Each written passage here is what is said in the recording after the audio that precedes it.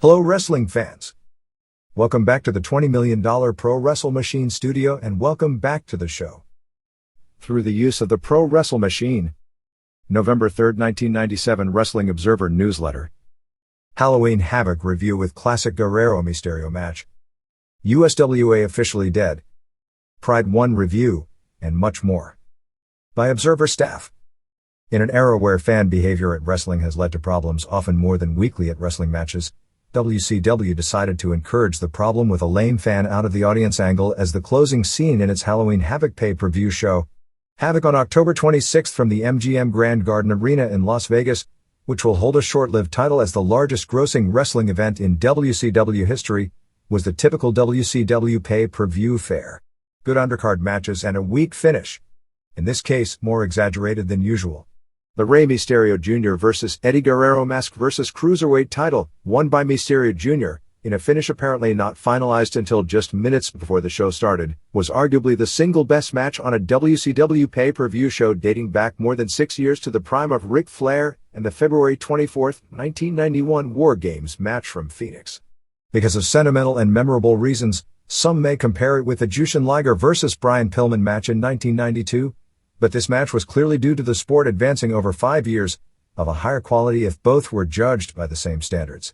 Ultimo Dragon vs. Yuji Nagata opened with an excellent match as well, but the show had its disasters, including but not limited to Hulk Hogan vs. Roddy Piper, Steve McMichael vs. Alex Wright and Disco Inferno vs. Jacqueline, which had better work than the aforementioned two but from a logic standpoint came off as a vindictive company trying to punish a wrestler for reasons having nothing to do with putting on a good show. Even with the bad being exceedingly bad, no show with a match the caliber of the Mysterio Jr. match and backed up with 3 other good matches on the card could get a thumbs down from me. The show drew a legitimate sellout of 12,457 fans, with 10,138 paying $297,508 and another $102,340 in merchandise sales. The live gate was the all-time record for WCW, breaking the Boston Nitro record set earlier in the year, but it's a record that has already been topped by the advance for the November 23 World War III pay-per-view in Auburn Hills, Michigan. There really wasn't much to say about the show other than the new cage used for the first time in the Hulk Hogan vs. Roddy Piper match looked to legitimately be about 20 feet high, which would make it as high a cage as wrestling has ever seen. The typical pro wrestling 15-foot cage is 8 feet high, and the monstrous cage used by AAA in Los Angeles, noted for the spectacular dive by Mascarada Sagrada onto Jake Roberts, was probably no more than 12 feet. As awesome as the height of the cage was, it was incredible that Randy Savage, just weeks before his 45th birthday and coming off a serious ankle injury just a few months ago, did a leap off the top of the cage to set up the finish of the Hogan-Piper match. The fact that he actually missed Hogan, who he was supposed to hit to set up Piper's sleeper hold finish, can be forgiven for the combination of guts and insanity it took to even consider doing such a move. It was largely like watching 2 pay-per-views in some way. The first 3 matches, largely with wrestlers who learned their trade in other countries and announced by Mike Tenay, were the beginnings of an excellent show. Starting with match 4, it was among the worst pay-per-view shows in years, with only the Savage vs. Diamond Dallas Page match as a saving grace. After the match was over in the NWO group of Hogan, Savage and Eric Bischoff had Piper handcuffed to the cage as if they were going to crucify him. A plant fan with Sting makeup hopped the advance in an incredibly lame attempt as a shoot angle. The fan got away from one of the fake Stings, who appeared to be Bobby Walker, and ended up being attacked by Savage and Hogan, with Hogan throwing his lame work punches that weren't even hitting the guy. As the cameras focused on that, as security stood there and did nothing, and as the fan was pulled from the cage as the show went off the air. Last year, when fans began throwing garbage at the NWO during pay-per-view shows, it created a ripple effect to where fans thought buying a ticket to live shows gave them the license to hurl garbage at the wrestlers when the show was over. While no wrestlers have been seriously injured by this trend, fans at arenas have been hit and cut with bottles. One of the draws of Nitro itself, along with the pay-per-view shows, Raw and ECW tapings, is for fans themselves to get on television with their antics and signs and get their 5 seconds of fame. There is nothing wrong with this trend so long as nobody gets hurt and perhaps, so long as fan behavior doesn't reach the stage of being lewd. But when it is glorified that a fan hits the ring to attack the heels, in the atmosphere we're in now, you can guarantee it'll happen again. It's already happened a few times on Nitro. It's just been lucky so far that the fans have been people who small referees are able to snatch. Someday a guy the size of Roadblock, who actually got into the pro wrestling business based on an incident where he took down and was beating up one-man Gang he was actually trying to get at Hogan, but Gang was a closer target, will be the one wanting to impress his friends, or a drunk college football lineman on a dare from his teammates. And on live television, the situation could be dangerous, not only with the guy ruining a match or perhaps popping a wrestler, but a wrestler perhaps having to protect himself and breaking his hand in the process. And if nobody who runs wrestling today has figured it out yet, the injury rate in this business is alarming enough to begin with. Very preliminary buy rate estimates are almost through the roof, with very serious belief that this show could be the best buy rate of the year, which is saying something because it went in with nowhere near the media publicity of the Rodman show and didn't involve any non-wrestling talent, which again shows that to the general public, putting Hogan and Piper in a cage because of their name value, despite them both being washed up in the ring, still means more than anything else, just as putting Hogan and Flair together again in a program will still mean big business. There were a lot of fans who left the matches before the Hogan-Piper match started, and fans were leaving in droves during the post-match angle while Piper was still getting annihilated. Another bad sign is that one of the reasons Hogan-Piper has such little heat was because fans were waiting for Sting to do a run-in at the end, since they used his name and teased it in the interviews earlier in the show and were looking around for it, and left even more disappointed when the real Sting never showed up. 1. Yuji Nagata beat Ultimo Dragon, Yoshihiro Asai, in 9:42. A great New Japan-style match with solid wrestling, well-executed flying and ultra-stiff blows, particularly the kicks to the back. Dragon tried a pescado but was met with a kick by Nagata. Raven's crew came out during the match. Dragon used his Asai moonsault. Dragon tried a handspring elbow but was met with a knee by Nagata. Dragon reversed a superplex and turned it into a combination sunset flip/powerbomb off the top rope. They continued to trade big moves.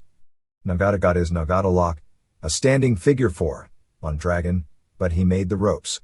Nagata tried a powerbomb, but Dragon reversed it into a Dragon sleeper, but Nagata made the ropes. Nagata used a pump handle on Dragon's arm, which was the key point of the match as Dragon sold it the rest of the way. Finally Dragon went for another Dragon sleeper, but with his injured arm, couldn't use it effectively, and Nagata reversed it into a Wakigatami, Fujiwara armbar, for the submission. After the match Nagata held Dragon and Sonny Ono hit him with a series of kicks. The reason they worked the arm is that we're doing an injury angle stemming from this match, although it was never acknowledged on television the next day as it should have been for an injury angle, and that Dragon will be out 4 weeks, likely to clean up bone chips in his elbow, which actually was acknowledged in the commentary at the start of the match. 3 3/4 stars. 2. Chris Jericho, Chris Irvine, beat Gedo, Kidi Akiyama, in 7:18. This match was added basically at the last minute, replacing a planned Bill Goldberg vs. Meng match. Gedo was managed by Ono, and it was said that his normal partners in Japan, Jado and Hiromichi Fuyuki, would be joining him in WCW. There are a few others that Ono is likely to bring in over the next few months, including Michiyoshi Ohara of New Japan. These two have both teamed up and feuded in Japan, including trading back and forth a War International Junior title in 1995. Well-worked match, with the story being that since they knew each other, they were able to cross up each other's spots, although I'm not sure that story got completely across to the fans. Jericho went for his spike, Super Frankensteiner, off the top rope, but Gedo reversed it in midair and they both crashed to the mat, with Jericho literally taking a bump from the top rope nearly straight down on his head. It is literally a miracle, particularly after watching the replay, that Jericho didn't break his neck, because that bump looked as scary as any you'll ever see. Jericho went for a pescado but was met with a kick. When Jericho went for a German suplex, Gedo landed on his feet and used an innovative variation of a knee breaker. However, Gedo missed his flying senton off the top rope, which Jericho knew, and Jericho used the Lion Tamer, Boston Crab, for the submission. 3 stars. 3. Rey Mysterio Jr. Oscar Gutierrez pinned Eddie Guerrero in 13:51 to retain his mask and win the WCW Cruiserweight title. Not sure exactly what went down in the closing minutes to get the finish changed. Mysterio Jr. was adamant and vocal about not losing his mask for the very reasons that were brought up in the video piece that was actually put together with the express idea of building up to his losing his mask. At one point a few days before the match, Eric Bischoff personally called Mysterio Jr. up and told him that if he didn't lose the match that it would consider a contract breach and he'd be both fired, and even threatened him with a lawsuit. And you can imagine, considering how popular Mysterio Jr. is with nearly everyone in the company, how that went over. No doubt both sides agreed to a compromise at the end. Based on sketchy details from a variety of sources, Guerrero was still going over 1 hour before the show went on the air, but over the next half hour to 45 minutes, Mysterio Jr. and Bischoff met, probably with Mysterio Jr.'s agent Michael Scott as well, and they apparently came up with a face-saving compromise. Apparently Mysterio Jr. agreed to lose the match, but at that point Bischoff agreed to change the finish. In the days preceding the event, there was a lot of speculation that Bischoff would change the finish provided Mysterio Jr. agreed to lose the mask at some point in the near future, but I'm not sure if that's what ended up being agreed to in the meeting. This was as good as modern pro wrestling can get, with innovative moves, flawless execution, and incredible psychology, drama, and very good announcing, all wrapped up into one package. The only thing that would keep me from listing this as the match of the year is that it wasn't long enough to be ranked ahead of some of the best 20-plus minute matches. Guerrero rammed Mysterio Jr.'s head into the steps. Mysterio Jr. tried a handspring into his Rana into a Hurricane Rana stop, but Guerrero reversed the spot in the middle into a back suplex. Guerrero used a great spinning backbreaker, quebradora in lucha terms, and followed with the old 70s Billy Robinson-style backbreaker. In one for the all-time highlight reel, Mysterio Jr. was balancing on the top rope and turned the move into a twisting DDT. Guerrero used a camel clutch, which was the move invented by his father, the original El Santo's former most famous tag team partner in the 40s and later his biggest rival. Used to this day as the big finisher by both El Santo and currently his son, while ripping at Mysterio Jr.'s mask. He also used his father's later submission maneuver, the Goria Special, but Mysterio Jr. escaped with an arm drag. Guerrero hung him upside down in the corner and hit a dropkick. On the second charge, Mysterio Jr. moved and Guerrero crotched himself on the post. Mysterio Jr. hit a plancha over the post and scored a great near fall with a Hurricane Rana. Mysterio Jr. then did a running flip dive onto Guerrero, ending the move with a Hurricane Rana on the floor, all in one move. Not only does this move take off the chart's dexterity and guts to perform, but incredible neck strength by Guerrero to be a base, while Mysterio Jr. reverses directions in the middle of the move. Mysterio Jr. tried a split-legged moonsault, but Guerrero got his knees up. Guerrero used an incredible power bomb for a near fall. Guerrero missed his frog splash. Mysterio Jr. went for his springboard Hurricane Rana finisher, but Guerrero caught him with a backbreaker. Finish saw Guerrero go for the die-hard Splash Mountain off the top rope, but Mysterio Jr. turned it into the Hurricane Rana for the pin. 4 3/4 stars. Bischoff and Hulk Hogan did an interview saying they weren't coming out for the main event unless WCW guarantees that Sting won't be there. Bischoff said that WCW wasn't a safe working environment. This was a spoof on the deal when Shawn Michaels temporarily quit the WWF earlier this year, which Bischoff believes was an angle all along. It wasn't.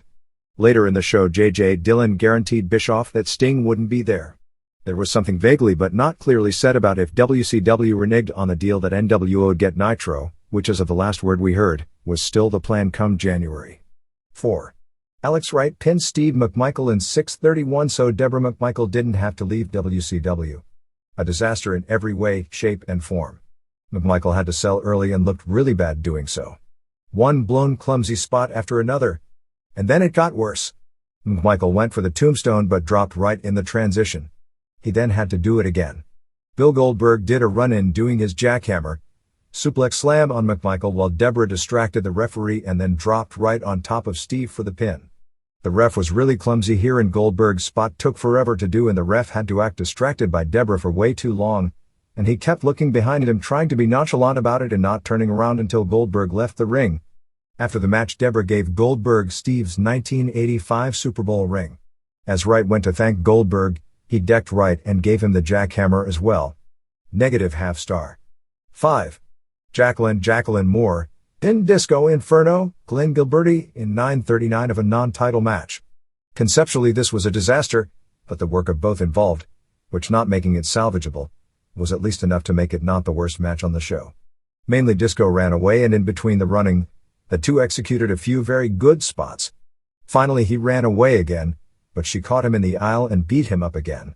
She ended up suplexing him on the floor and giving him 2 stiff clotheslines and a float over DDT. She came off the top with a crossbody but Disco rolled through for a near fall. After the kick out, Jacqueline scored the pin using a schoolboy, or in this case, should it be a schoolgirl? This sure adds to the credibility of the TV title. 1/4 star. 6. Curt Hennig beat Richard Fleer, via DQ in 13:57.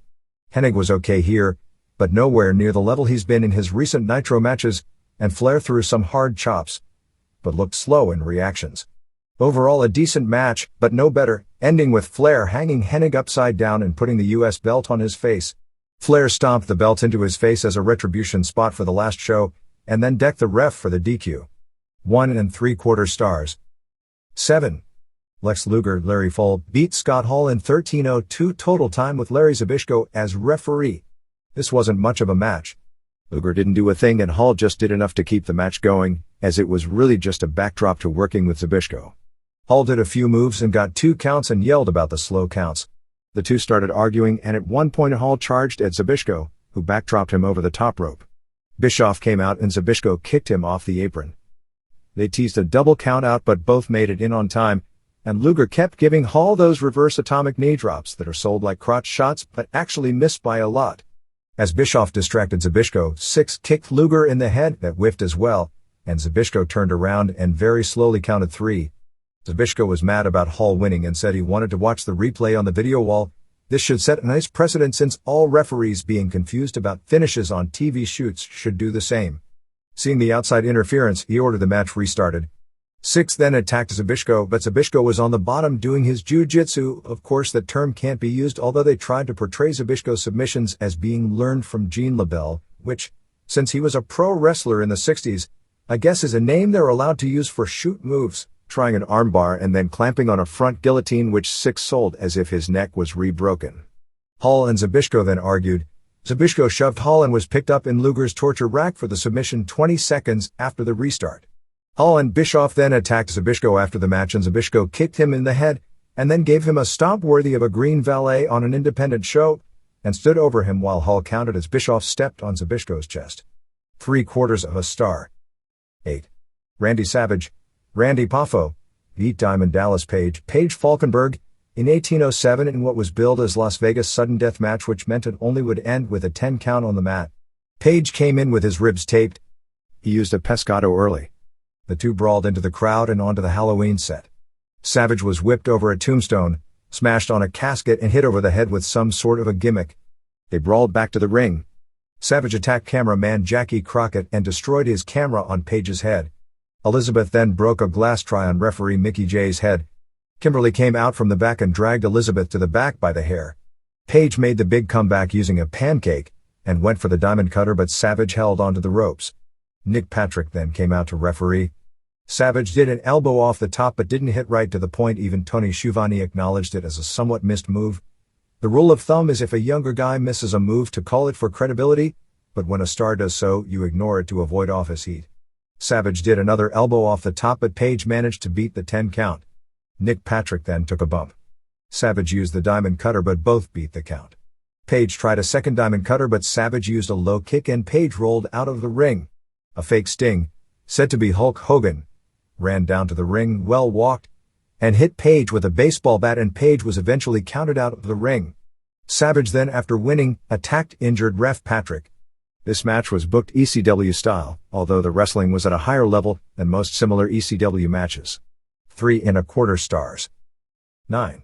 Roddy Piper, Roderick Toombs, beat Hulk Hogan, Terry Bollea, in a non-title cage match in 1337.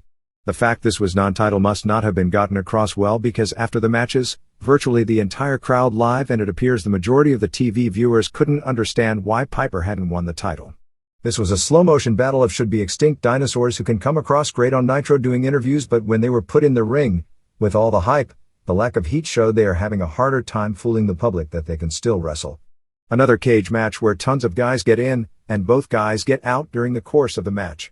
A million stings came out, all to no reaction. Hogan juiced at one point. He used 2 leg drops and somehow Randy Anderson got into the cage. There was no ref in the cage up to this point and it was billed as a no referee match, and counted the pin but Piper kicked out. Anderson stayed in there for the finish, as Savage supposedly hit Hogan with his flying leap, and Piper used the sleeper for the win. Then came the post-match angle with the fan. Really bad stuff. Dud.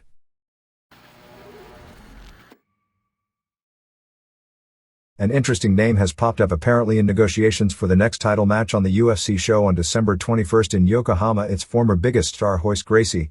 Gracie, 30, who captured 3 of the first 4 UFC tournaments, going 11-0-1 in UFC competition before bowing out after a 36 minutes draw with Ken Shamrock, which if there had been judges, he likely would have lost, suffering a messed up eye in the process. Without question, much of the early success of UFC from late 1993 to early 1995, including a nearly meteoric rise in buy rates from a 0.35 start to a 1.1 for the Gracie-Shamrock match, a buy rate level the promotion never reached again after Gracie stopped fighting, can be credited to the aura of seeing 180-pound Gracie making one larger man after another tap out to his chokes and armbars, including holding submission wins against Shamrock, Chemo, and Dan Severn, although all three were inexperienced in NHB matches at that level when they ran into Gracie the first time and lost largely due to that factor. Gracie, despite being the most famous martial artist on the planet, at least during 1994 and 1995, has not fought anywhere in the world since the Shamrock match, spending his time teaching and giving seminars. At one point he was in negotiations for a match in Japan against Koji Kiao, and more recently there were discussions that fell through for a match on the November 9th K1 show at the Tokyo Dome against Maurice Smith.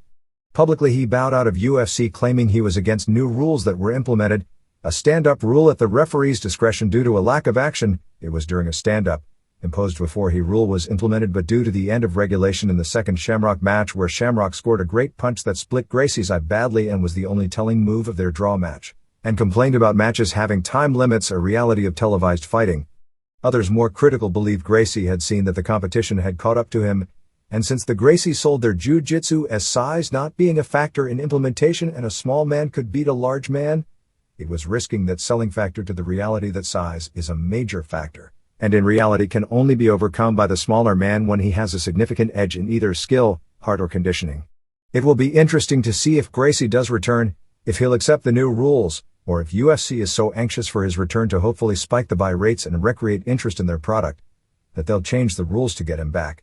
Realistically, at this point the return of Gracie should provide for some curiosity, and a Gracie vs. Smith match would have intrigue in some circles, but it probably won't significantly spike the buy rate since Gracie from an American standpoint has been out of sight out of mind, so to speak.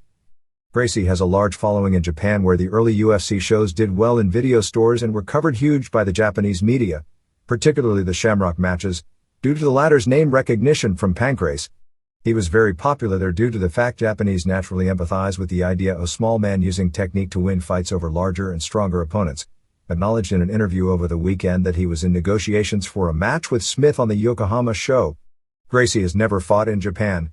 Back in 1993, when the family set out to conquer the world through their vaunted Gracie Jiu-Jitsu style that had made the family legendary in Brazilian Vale Tudo competition, and were well ahead stylistically in NHB fighting from the rest of the non-Brazilian competition who had no experience in such a sport, it was pretty much agreed that older brother Rickson would become the star in Japan and that Royce, 9 years younger and thus having the opportunity for more longevity, would be the Gracie to dominate in the United States. When Rorion Gracie, an older brother of Royce and Rickson, approached Art Davie, who got in contact with Semaphore Entertainment Group, and the first UFC pay-per-view took place on November 12, 1993 in Denver, with Royce breezing past 3 opponents, including Shamrock, en route to the first championship, and remained the focal point of the promotion until pulling out at about the same time. Semaphore Entertainment Group purchased complete control of the promotion from Rorion Gracie and Davie, wanting to avoid charges of favoritism and other natural charges that competitors would inevitably bring toward its biggest name due to the older brother being part owner of the company.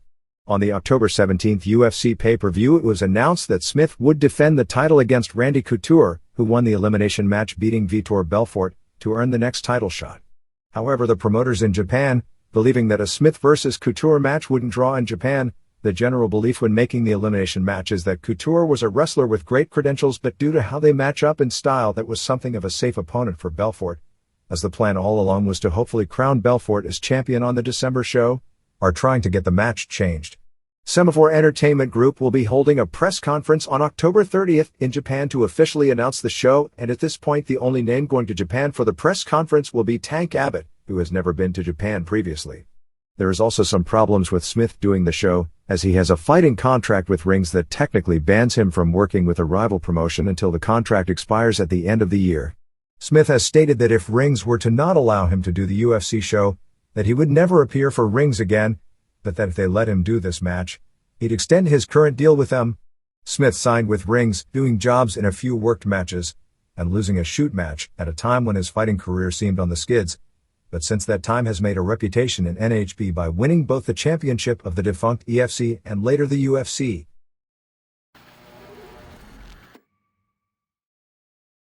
For all real purposes, it appears that we can officially signal the death of the United States Wrestling Association. The group, which was the latest of numerous names throughout the years of the promotion owned by Jerry Jarrett, and later Jarrett and Jerry Lawler dating back to the late 70s when Jarrett gained control of the territory from Nick Gulas, at this point doesn't exist except as a name on a lawsuit. Mason Granger, the general manager of WMC TV in Memphis, which had been the flagship station for the promotion since before Jarrett even owned it, officially canceled pro wrestling a few weeks back. Contrary to stories circulating within the industry, Granger has made it clear that he isn't interested in adding a new wrestling show on his station, having turned down a number of promotions. There had been an attempt at a deal worked out between the two sides involved in the USWA lawsuit, the Larry Burton/Jerry Lawler side and the Mark Selker side, to attempt to save the company's most valuable asset, the WMC TV slot, by having a neutral party, namely former USWA general manager Randy Hales, produce a weekly television show before the court decides who controls USWA, but that deal fell apart before it ever started. Most of the existing stations in the syndicated network, generally weak UHF stations that used the program as something of a C program distributed by the World Wrestling Federation, which gained control of syndicating the show away from World Championship Wrestling as a way to improve in comparison in the highly misleading weekly syndicated rating standings, will wind up carrying Burt Prentice's Music City Wrestling promotion after a deal struck between Prentice, former USWA syndicator Bill Behrens, and WWF officials on October 21st. Michael St. John and Prentice will handle the announcing of the television show, with the first major taping to be on October 30th in Nashville at the Fairgrounds, the longtime home of USWA. The idea on the boards is for Music City to use a country music backdrop on the show, since the tapings will be coming from Nashville, and use Doug Gilbert, Billy Travis and Flash Flanagan as the top stars. Jerry Jarrett was offered ownership in the Music City group, but turned it down, but is working with the group in an advisor role, and his mother, Christine, will be the promoter for matches in the Nashville area. Jerry Jarrett, along with Eddie Marlin and Frank Morrell, were at a show last week at the Nashville Fairgrounds which drew about 150 fans. In addition, they are hoping to use wrestlers under WWF developmental contracts. The group will also get television in Memphis on WLMT TV at the old USWA time slot of 11 a.m. on Saturdays. For legal reasons, largely due to a non-compete clause he has in his old USWA contract, Jerry Lawler won't be used by the new promotion, even though his name still means something in Memphis, nor, at this point, will Brian Christopher for other reasons. Music City won't be running the Louisville market, as the old USWA time slot on WBNA on Saturday afternoons was taken over by a new company called Kentuckiana Championship Wrestling, run by Mike Samples and Jerry Faith out of Campbellsville, Kentucky, that has had a small-time television presence in the latter market for a few weeks, and using the two co-owners along with Flanagan and Stephen Dunn as the top stars, and they will probably fight with Ian Rodden's IWA for control of the grassroots of the Louisville market. Larry Burton, or at least the person who goes by the name Larry Burton, as it has since come out in discovery in the lawsuit that no such person exists under the name Larry Burton, has been talking about starting his own wrestling company out of Cleveland. Those close to the situation believe now that the lawsuits will simply disappear because there is nothing to gain any more from winning, and the company will never return, and friends of Lawler claim he's resigned himself to the fact that the company he built is really kaput. At this point, with the syndication gone, the only thing that the winner of the legal battle would get for winning is a large debt, as there are tens of thousands of dollars in unpaid bills to arenas and television stations throughout the old USWA territory. In addition, there may be IRS problems to deal with, as well as apparently the company never paid payroll taxes on those inflated salaries they were paying to those in management positions.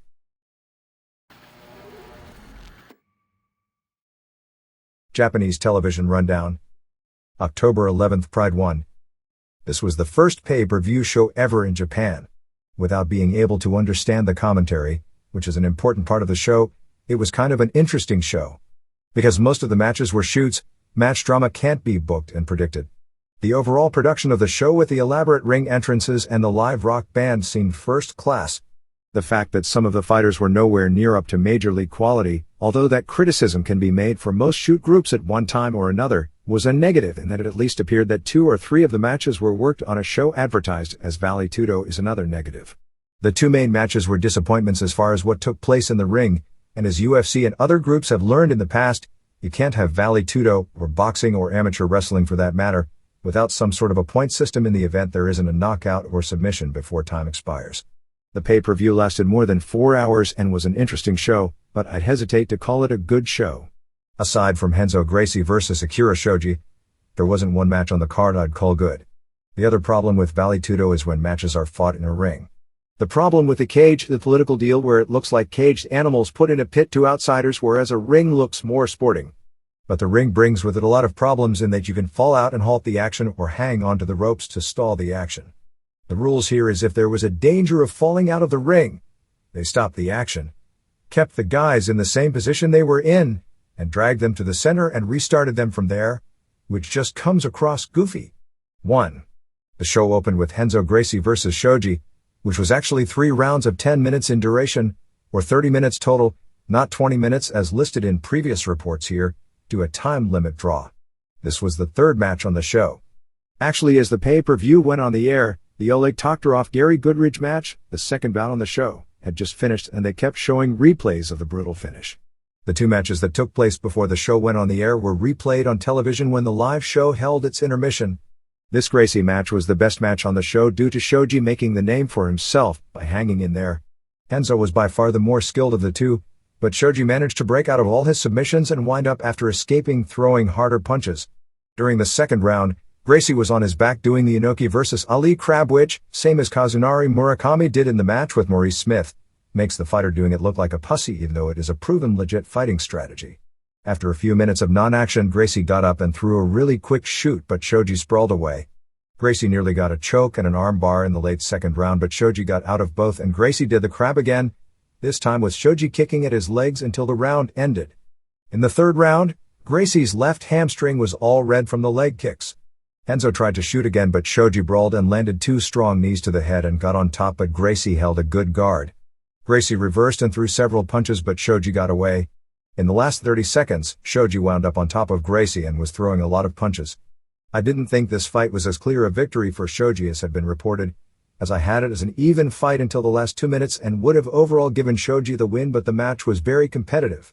Shoji was probably the only fighter to come out of this show making any kind of a positive name for himself. 2. Mitsuharu Koji Kiao beat Nathan Jones in 2:15 of the 1st round with a wristlock. This appeared to be worked and it was a real bad match. Neither showed any fighting skill, but it wasn't an obvious bad work if you get my drift. Jones, who is a 6'10", 350-pound Australian who does world's strongest man contests, is more suited for pro wrestling than Vale Tudo because he's shockingly agile and light on his feet. He just has never been trained in fighting. You're talking about someone with a Mike Bernardo look, which is a great look, who is larger and far more agile and athletic than Kevin Nash. He threw some impressive-looking worked kicks before Kiao took him down and went right to the finish. 3. Murakami Kazunari beat John Dixon in 1:35. Dixon got the first takedown, but Kazunari got away, took his much larger foe down with a hip toss, threw punches from the top and grabbed an armbar for the submission. This was actually the opener on the live show and replayed into this spot. It looked like a worked match and either way was pretty much a nothing match. 4.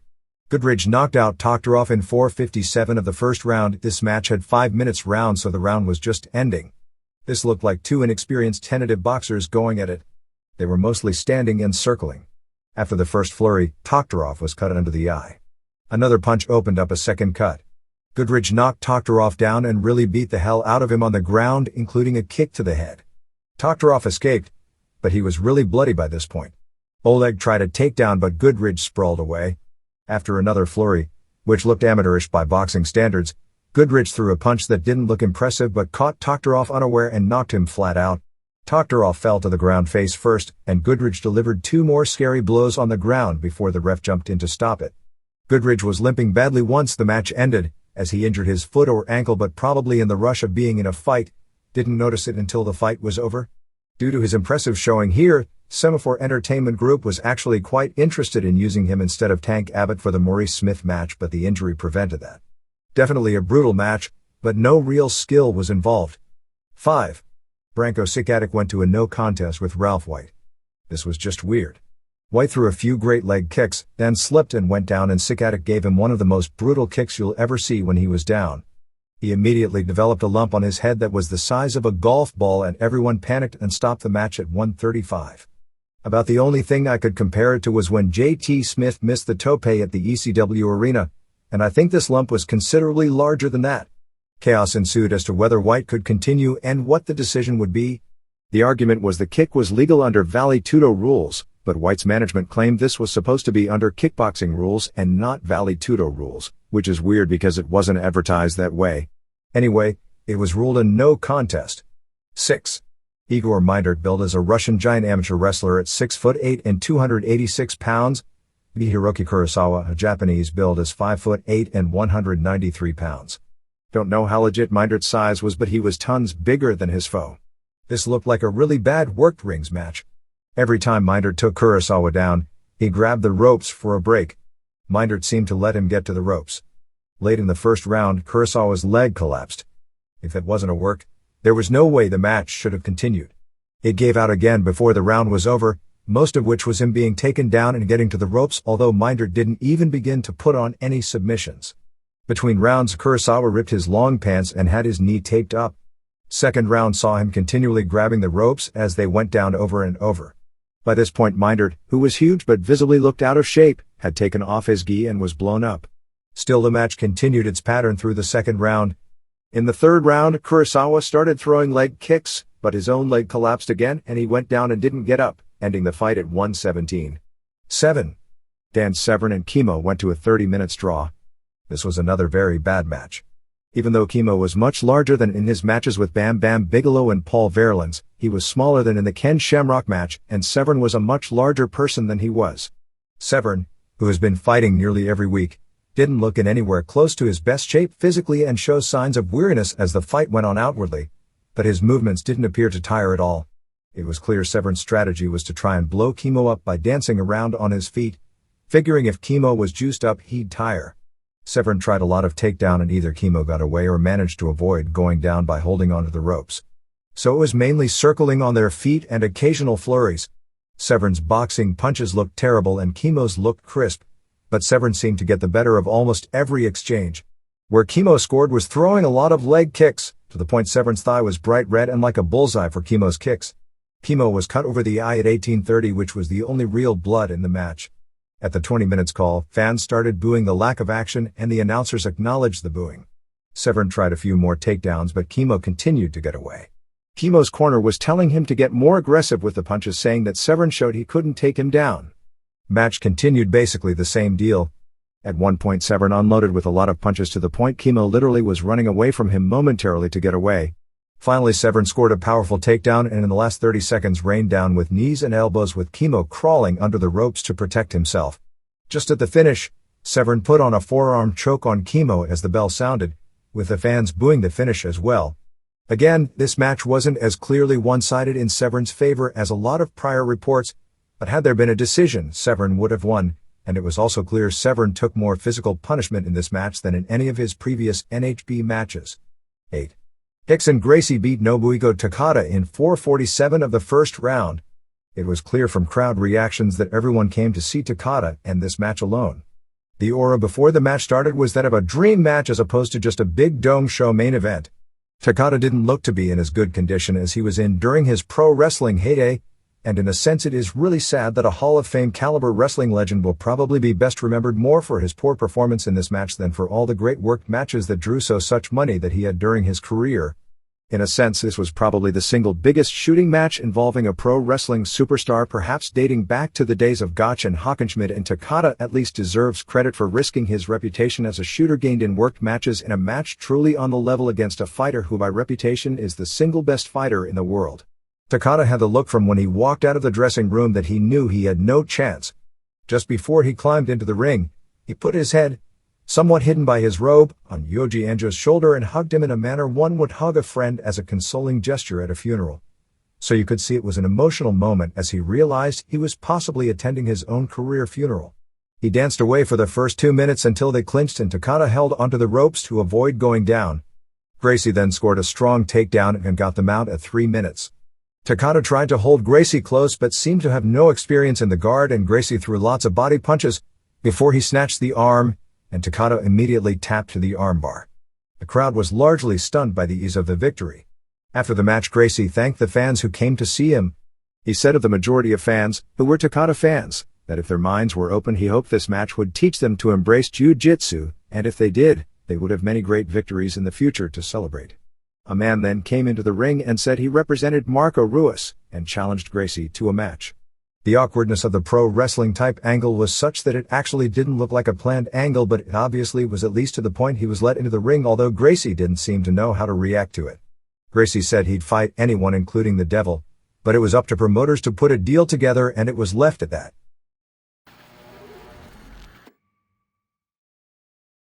Puerto Rico. Justin Hawk Bradshaw and Razor Ramon, Rick Bogner, have come in sent by the WWF as headlining heels. Bradshaw had matches the weekends of the 11th and 18th against Ray Gonzalez for the Universal title and also against Invader No. 1, although he ended up leaving before the second weekend and was replaced by Satoru Shiga of the Big Japan promotion. Another newcomer, known only as Shane, was Sean Morley's original partner as the Glamour Boys tag team here about 2 years ago. Rage of the Wrecking Crew and Larry Hamilton are already gone, as is Stevie Rivers, real name Steve May, from Calgary. Mike Anthony also left to work as a jobber at the WCW TV tapings in Orlando. With Dutch Mantle booking, he's been the top heel feuding with Gonzalez. On October 11th in Caguas, Mantle used the ropes to apparently win the title, however Commission Representative Edgar Acevedo reversed the decision and ordered the match restarted. With Gonzalez having Mantle in the figure 4, Victor the Bodyguard interfered for the DQ. Also on that show they had a loser gets tarred and feathered match between El Profe and Rico Suave. Suave won due to Victor's interference, but a wrestler known as Black Boy told the ref what happened and the decision was reversed. Suave then tarred and feathered Black Boy after the match. They used almost the same finish that night with Carlos Colon versus Shane, as Shane pinned Colon after hitting him with Nux after a ref bump, but a second ref came out and DQ'd Shane after the fact. Chicky Star, who had lost a loser must retire match, then came back under a mask but was unmasked, in an angle tried to return on October 15th, but WWC security, one of whom in real life is his son, forced him back into his car and away from the arena.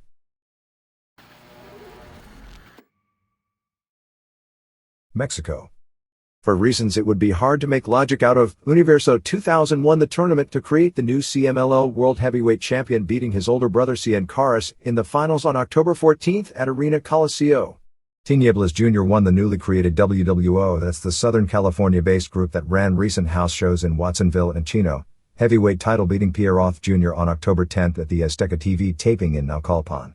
After the match, the Headhunters destroyed Tinieblas Jr. Also on the show they set up a match for the old IWC. Remember, that was Ron Scholar's promotion that ran house shows a few years back at the Los Angeles Sports Arena that drew several crowds in excess of 12,000. Heavyweight title with current champ Mascara Sagrada against Villano 3 when 3-pinned Sagrada in the third fall of a trios match. They also started building a double hair versus double mask match with Torero and Salcero's hair versus the Mask of the Hooligans, Ultimo Guerrero, and Ultimo Rebelde.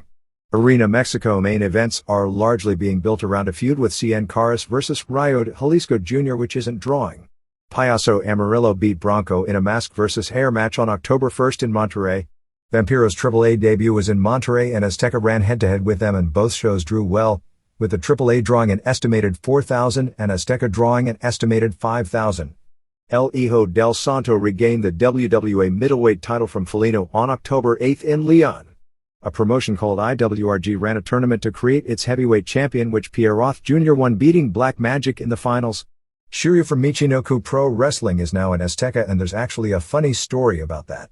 He showed up in Mexico and got booked on a main Friday night show wrestling under another name and was put in the opener as they figured he was a green Japanese wrestler. In that match, he totally blew everyone away and then told the promotion he was Shiryu. The No More rating and working together pact with Azteca and EMLL to join forces against AAA at this point seems going strong, believe it or not, considering their past.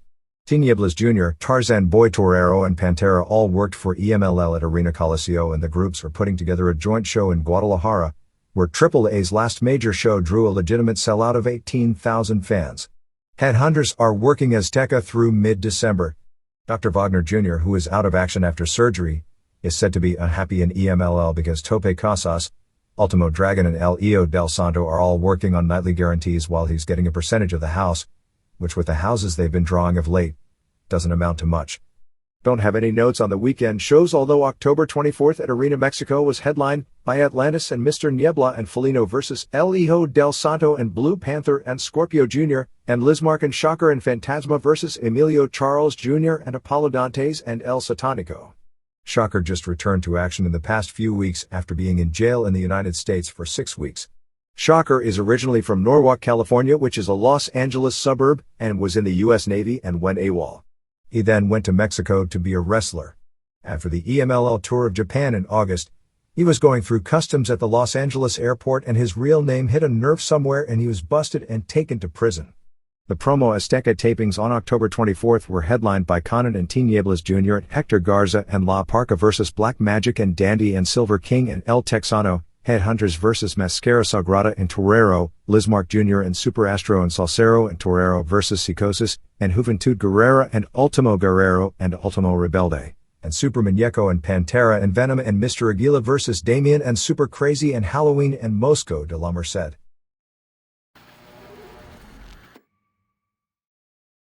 All Japan.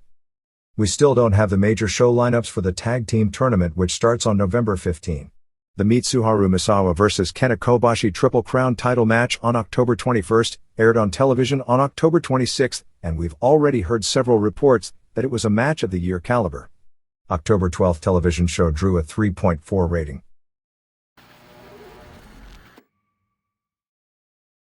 New Japan.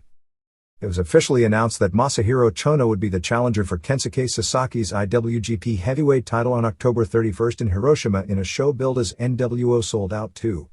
Why don't they just name a ship the Titanic 2 while they're at it? Chono in an interview said that after he wins the title, he wants to put it up against Hulk Hogan in a title versus title match since either way the NWO would control both titles. The annual Super Grade Tag Team Tournament from November 18 to December 8 with the finals at Osaka Furitsu Gym will have Sasaki and Kazuo Yamazaki, Shinya Hashimoto, Manabu Nakanishi, Satoshi Kojima, and Tadao Yasuda, Tatsumi Fujinami, and Kengo Kimura, Keiji Muto, and Chono Hiroyoshi Tenzan and Michiyoshi Ohara, Marcus Bagwell and NWO Sting. This team will likely change due to Bagwell's knee surgery and Conan was the last name we heard as NWO Sting's partner for the tournament, and High Voltage. Could they possibly put together a less exciting tournament on paper?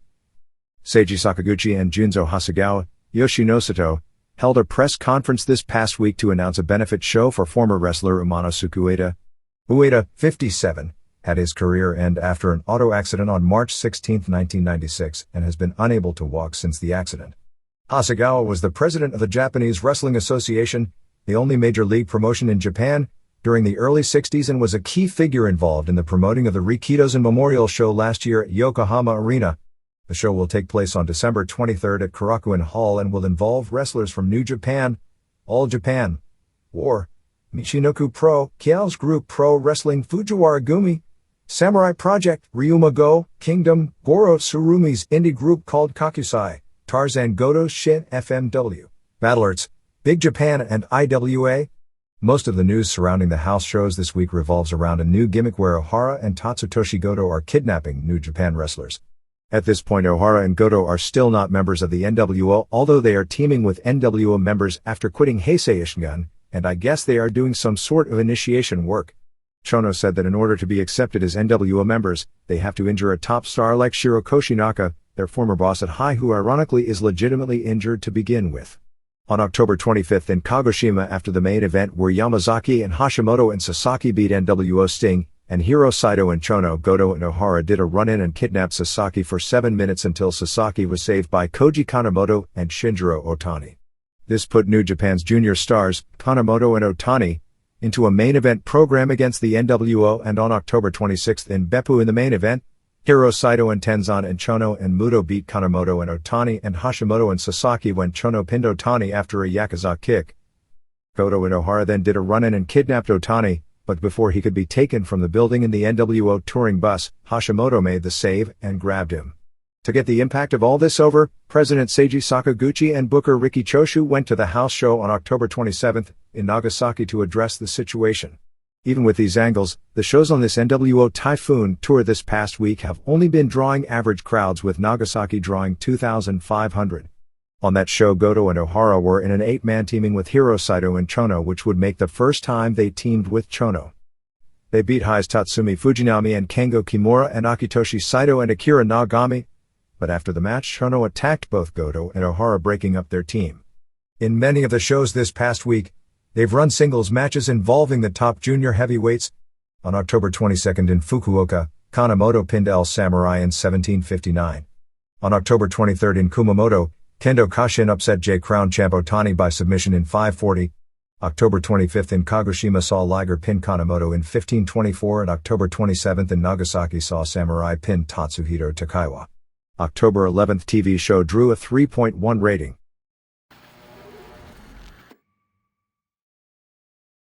Other Japan notes.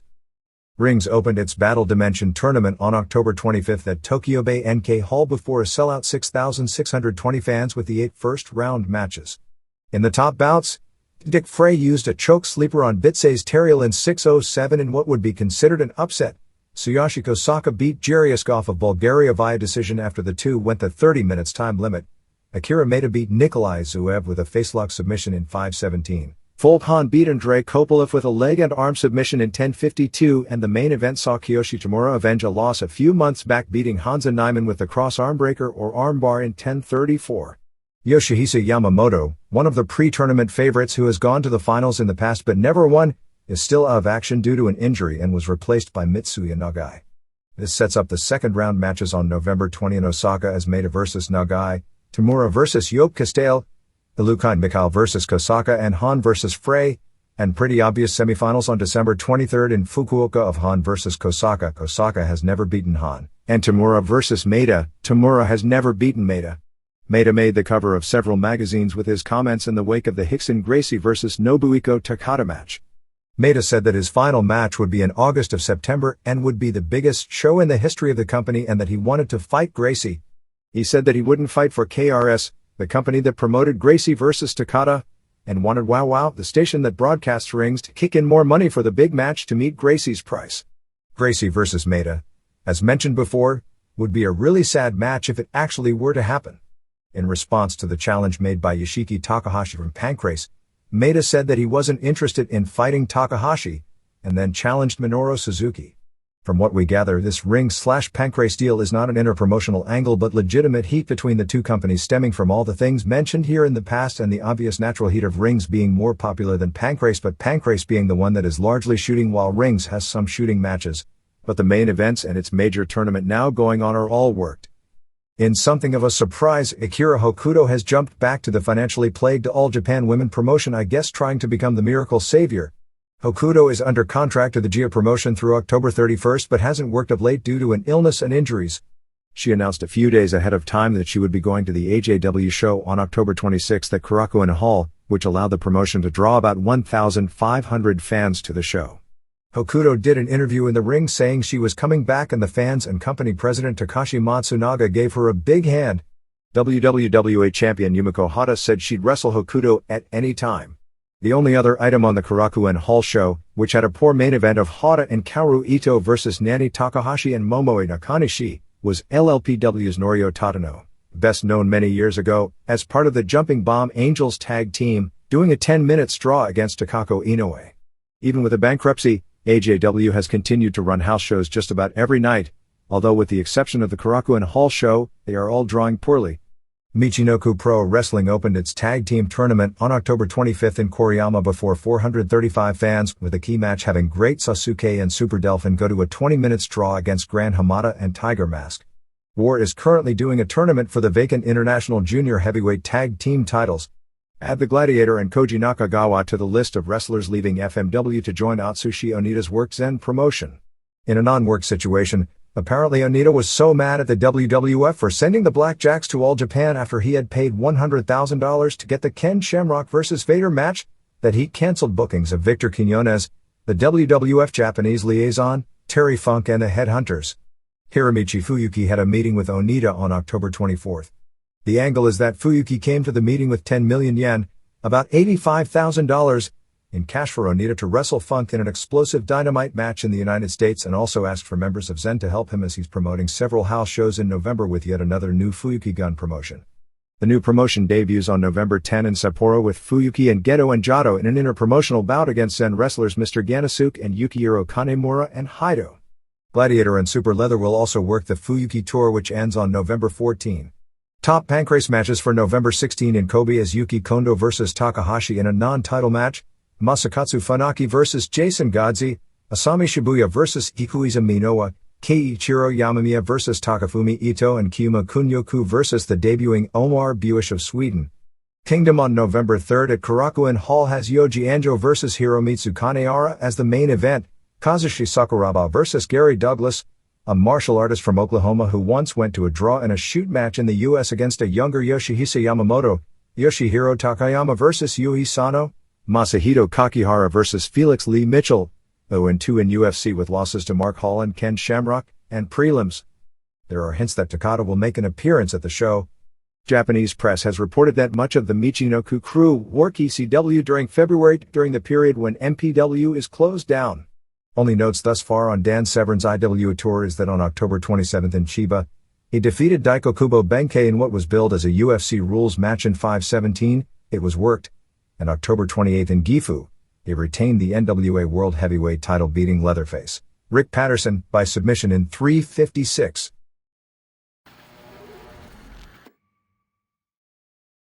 Here and there. Jeremy Sumpter, 22, who wrestled for independent groups in Virginia and Maryland under the name Big E Sleaze, passed away on October 26th at his parents' home in Hagerstown, Maryland. No cause of death was listed.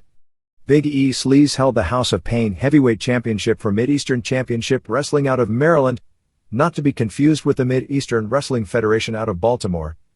Douglas Whitten, a 310-pound independent wrestler in Mississippi, was arrested on charges of murdering 4 people on October 18th, an ex-girlfriend, her current boyfriend and her 2 children 4.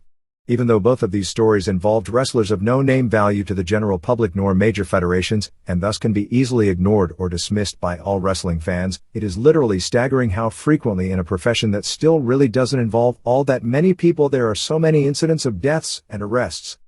There was an article in the Kansas City Star-Tribune on retired wrestling legend Harley Race. Race, now 54, is working part-time as a process server, and the story had anecdotes of people who have tried to avoid being served by him. Ian Rotten promoted a King of the Death Matches tournament on October 21st in New Albany, Indiana, similar to the IWA Kawasaki Stadium show that Cactus Jack won a few years ago, in which every match on the card was a different type of sick gimmick match. The tournament featured Ian Rotten, Axel Rotten, Bullpain, Balls Mahoney, Madman Pondo, and Doug Gilbert, among others. It came down to Ian beating Axel in a no-rope electrified light bulb death match which saw Gilbert and Flash Flanagan both attack the Rottens after the match. There was a lucha show scheduled on October 26th in Watsonville, California with Rayo de Jalisco and Lizmark and Super Astro vs. Pirata Morgan and Fishman and El Texano and Ninja de Fuego and Solar vs. Villano 3 and Mano Negra as the double headliner. A group called Superstar All-Star Wrestling is running a show on November 8th in Council Bluffs, Iowa with Head Shrinkers vs. Coco Ware and Greg Valentine. Doink the Clown vs. Nails, Midgets, and the ring announcer will be Mad Dog Vachon. All Pro Wrestling is running a show on Halloween night at the All Pro Wrestling Gym in Hayward with Michael Modest vs. Robert Thompson for the APW title on top. Steve Nelson is selling videotapes of his USWF shows and has all the cards since its inception on tape. For more info you can write to USWF, Box 30035, Amarillo, Texas. A complete set of every major show since the promotion, 6 cards and 103 total matches, started is available for $100. A correction from last week's issue. The October 18th show in Wilmington, Delaware, where we listed Reckless Youth going to a draw with Ace Darling, it was actually Youth going to a draw with Lance Diamond.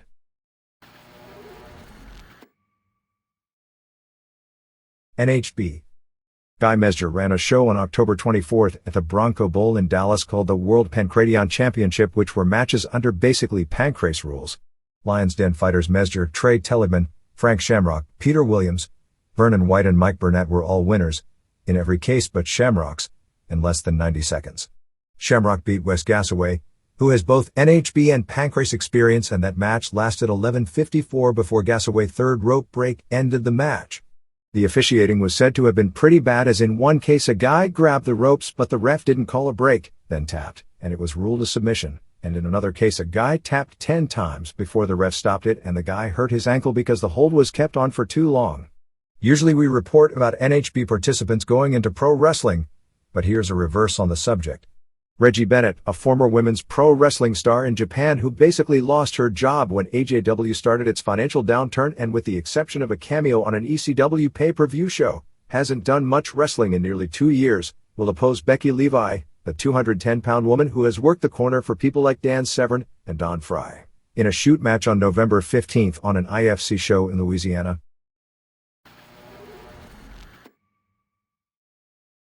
ECW. It's pretty well confirmed that it'll be Taz vs. Pitbull #2 and Tommy Dreamer vs. Rob Van Dam on the November 30th pay-per-view show. The two weekend house shows were in the Boston area on October 24th in Waltham, Massachusetts and October 25th in Revere, Massachusetts, both drawing about 1,000 fans. Waltham was a sellout and about double what they've been doing in that building, while Revere is slightly up from normal. Bam Bam Bigelow worked the openers both shows doing title defenses against Al Snow and Paul Diamond respectively. He's using a new finishing maneuver, which from the description sounds like the Akira Hokuto Northern Lights bomb. New Jack made his first bookings in Massachusetts in 11 months, since the Eric Kulas incident, teaming with John Kronus to beat the Dudleys in Waltham, and then doing an unannounced run into a huge pop in Revere, Massachusetts, after Bubba Ray Dudley had beaten Kronus in a match where the Dudleys said they would never wrestle in Revere and that Joel Gertner would shave his head had Bubba lost. After a ref bump, both Devon and Sign Guy Dudley interfered and heel ref Jeff Jones counted the pin. Sabu and Taz did a 30-minute draw, which was said to have been the best match the two have wrestled to date. A 5-year-old at the matches was shaken up when they were brawling in the crowd, but he and his father ended up being pacified by Tommy Dreamer, Beulah, promoter Paul Richards, and some ECW merchandise. Doug Furness and Phil LaFawn worked the weekend, beating Spike Dudley and Mikey Whipwreck in Waltham and losing to Shane Douglas and Chris Condito in Revere.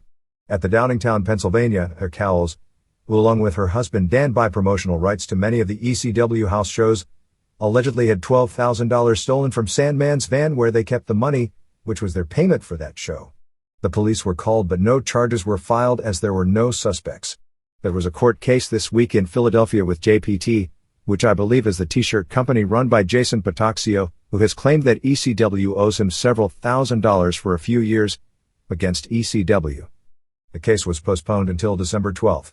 The family of Kulas is appealing the Boston magistrate's ruling that there wasn't enough evidence to get an indictment against Jerome Young, New Jack, stemming from the incident last year, and there will be a follow-up hearing in January. The next Queen show will be on November 20th, and they'll be running Waltham and Revere again on December 4th and December 5th and ECW Arena on December 6th, plus a return to Rochester, New York on December 11th, to Buffalo on December 13th and again in Queens on December 26th. The Bigelow-Douglas title change aired on this past week's television. It was a solid match with a huge pop for the title switch. The show needed a better explanation from Rude and Bigelow on why they double-crossed Douglas, and it was evident they did so, but no explanation was given in either case as to why. The Sasuke Credible match where Credible went over also aired. Sasuke got an incredible pop coming out in New York and the crowd half didn't buy the finish with Credible going over, although Joey Styles was selling the impact of that finish for all he was worth. Credible, since his win over Sasuke will be played up big in Japan, is being positioned to be an international star, and as we've pointed out, positioning in this game is 80% of the battle. Speaking of PJ Walker, we were apparently incorrect in reporting that the WWF released him from his contract. Paul Heyman did bring the subject up and he's been wanting a release basically from the time he started in ECW. WWF has been against the idea since Walker was a friend of Kevin Nash, Scott Hall, and Six, and they don't want him going to WCW. ECW has said that the minute he's released, they would sign him so he doesn't go to WCW. WWF has considered allowing that to happen, but the decision of yay or nay hasn't been made and at this point it hasn't happened. WCW. Nitro on October 27th in San Diego drew a sellout 6,281 fans, 4,773 paying $104,884 for the first event ever at the Cox Arena at San Diego State University. The building was an absolute disaster live as far as not being ready for such an event, and there were refunds due to building screw-ups, and in the entire building, there was only one pay phone. The show opened with Hogan and Bischoff challenging anyone in the house to a match and also plugging the movie.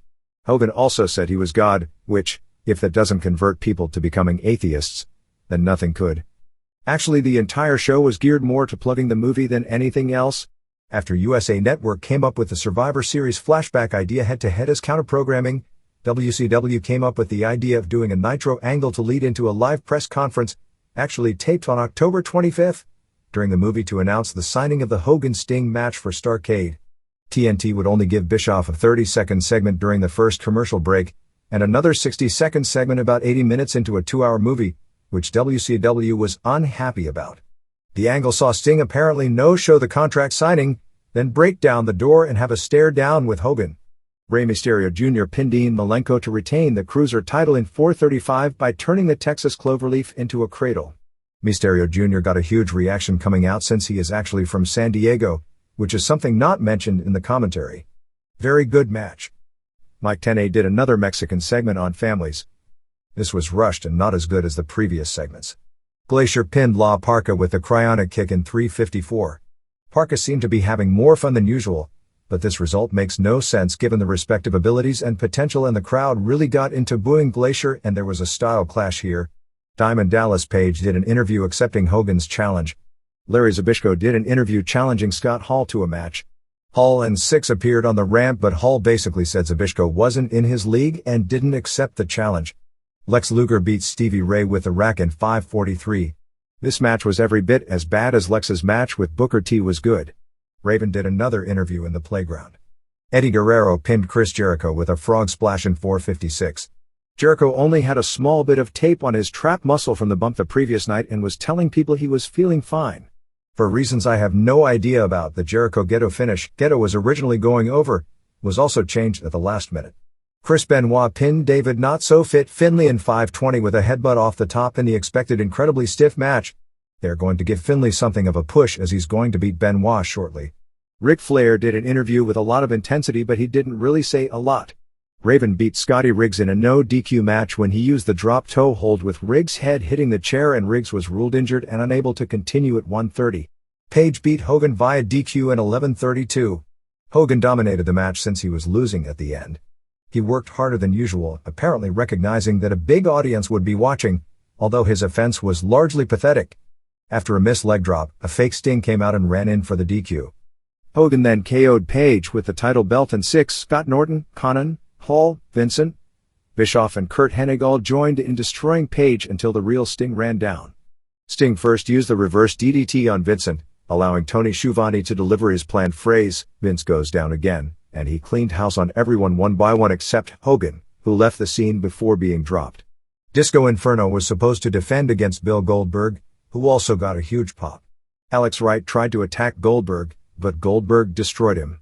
Goldberg then destroyed Disco using his jackhammer, suplex slam, but it was before the bell sounded, so there was no match. Goldberg and Steve McMichael then had a pull-apart brawl. McMichael did a great job in the pull-apart. Bischoff and Hogan came out again to plug the movie and challenged Sting to show up at a press conference in Las Vegas to sign the match. The rest of the show was a backdrop for the announcers going on and on to the point of way past overkill about the press conference during the movie the next night. Steiners beat Public Enemy to keep the tag titles in a bad match in 10:14 when Rick pinned Rocco Rock after a bulldog off the top. Hennig retained the U.S. title over Booker T in 4:19. By this point the show was anticlimactic and there was no heat at all for the match. Liz, who appears to have gotten another boob job, came out toward the finish. Booker T missed his Harlem side kick that he was supposed to hit, but still covered Hennig, but Savage came off the top with an elbow onto him. At this point Flair came out and attacked Hennig, and the ref ended up kicking Booker T since he saw Flair's interference. This match wasn't as good as you'd think. Flair then wrestled Savage in a brawl mainly outside the ring, with Flair delivering blistering chops, although not at the level of the ones Benoit threw on Finlay. Real good brawl. Flair looked much better in this match than the night before. He kissed Liz. Savage took another insane bump doing the Pillman bump of coming off the top rope to the floor and crashing throat first on the guardrail. Hennig ended up interfering for the DQ, and Savage KO'd Flair with a U.S. title belt, dropped an elbow on him, and then put the belt by Flair's face and stomped on the belt, similar to what Flair did the night before. Nitro on October 27th did another excellent 4.32, 4.85 first hour, 4.10 seconds hour, 4.00 third hour, rating and 6.47 share. The figure was even more impressive going against the Green Bay New England Super Bowl rematch on the NFL. Raw did a 2.29 rating and 3.56 share. The total margin of victory of just over 2 full points would be record-breaking, but that is misleading because Nitro had the advantage of a first hour not against NFL or Raw, so the real head-to-head 8 segments were 4.05 to 2.29, which is still one of the largest margins of victory to date.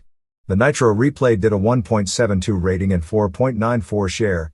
The Hogan-Page match in particular did tremendous on the replay, doing a 1.7 rating between 12:45 a.m. and 1:15 a.m. The Nitro rating started incredibly high with a 4.6 first segment, which was Hogan and Bischoff's interview and movie clip, but continued to grow, peaking at 5.1 for the Zbyszko interview with Hall and 6 on the ramp, and the beginning of Luger versus Stevie Ray.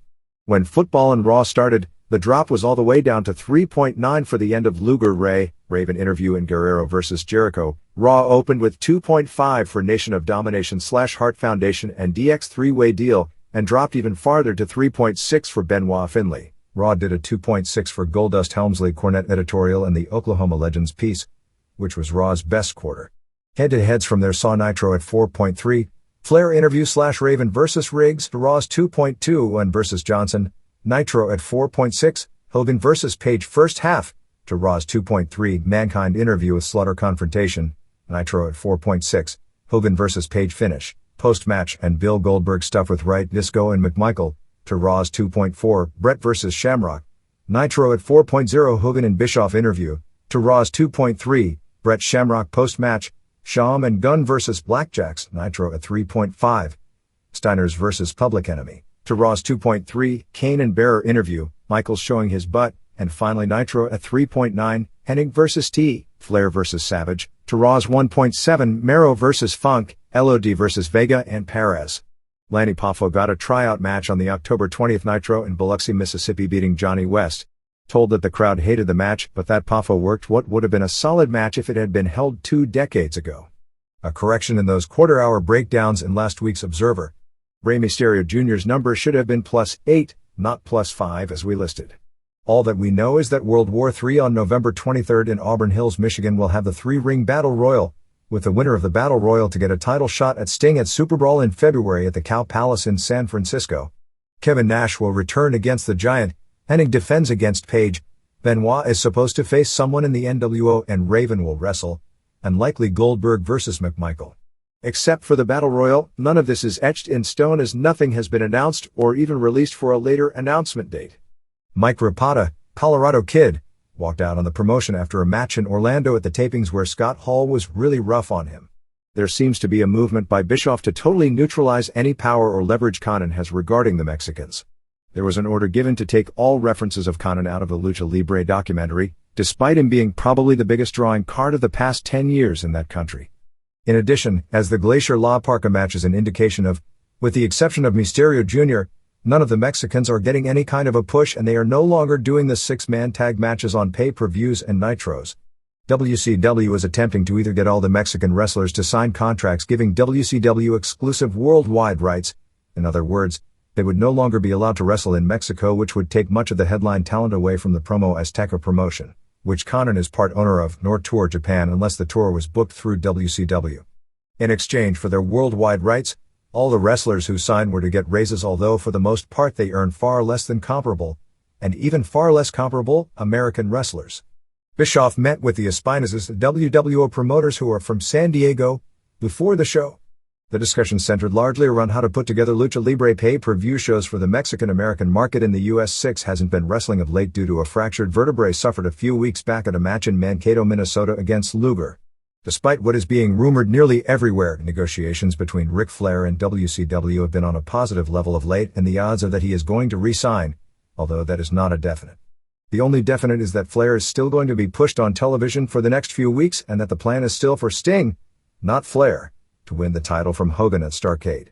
Paul Roma was at the WCW shows the entire weekend trying to sell the company on doing an Italian Cousins tag team with a guy he introduced as his cousin, Alex Roma, although Roma is a stage name as Paul's real last name is Centopani.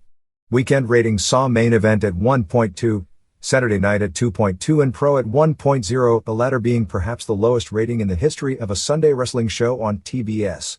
Nitro on November 3rd in Philadelphia had advance sales of $11,000 and $180,000 as of 1 week before the show. The Detroit record advance had topped $325,000. In the movie Assault of Devil's Island, Bischoff's credit was listed as co-executive producer.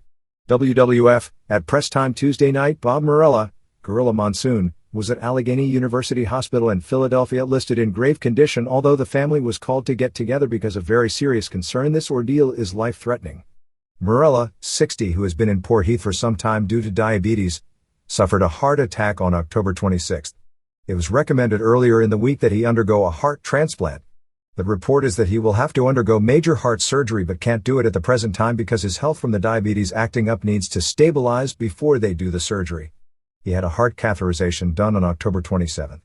Steve Austin returned to the ring doing short matches against Hunter Hearst Helmsley in Pittsfield, Massachusetts and Bushkill, Pennsylvania. He's scheduled to wrestle from this point forward, including the Survivor Series match, and also supposed to undergo another neck evaluation this coming week.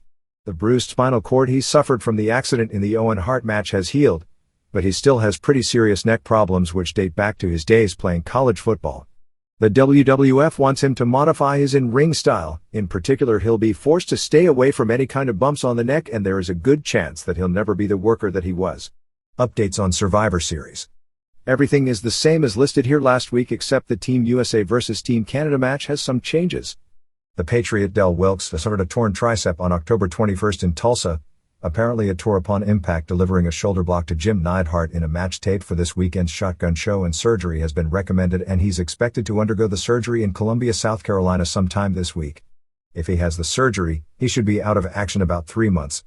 Wilkes has a history of tricep tears dating back the last few years in Japan.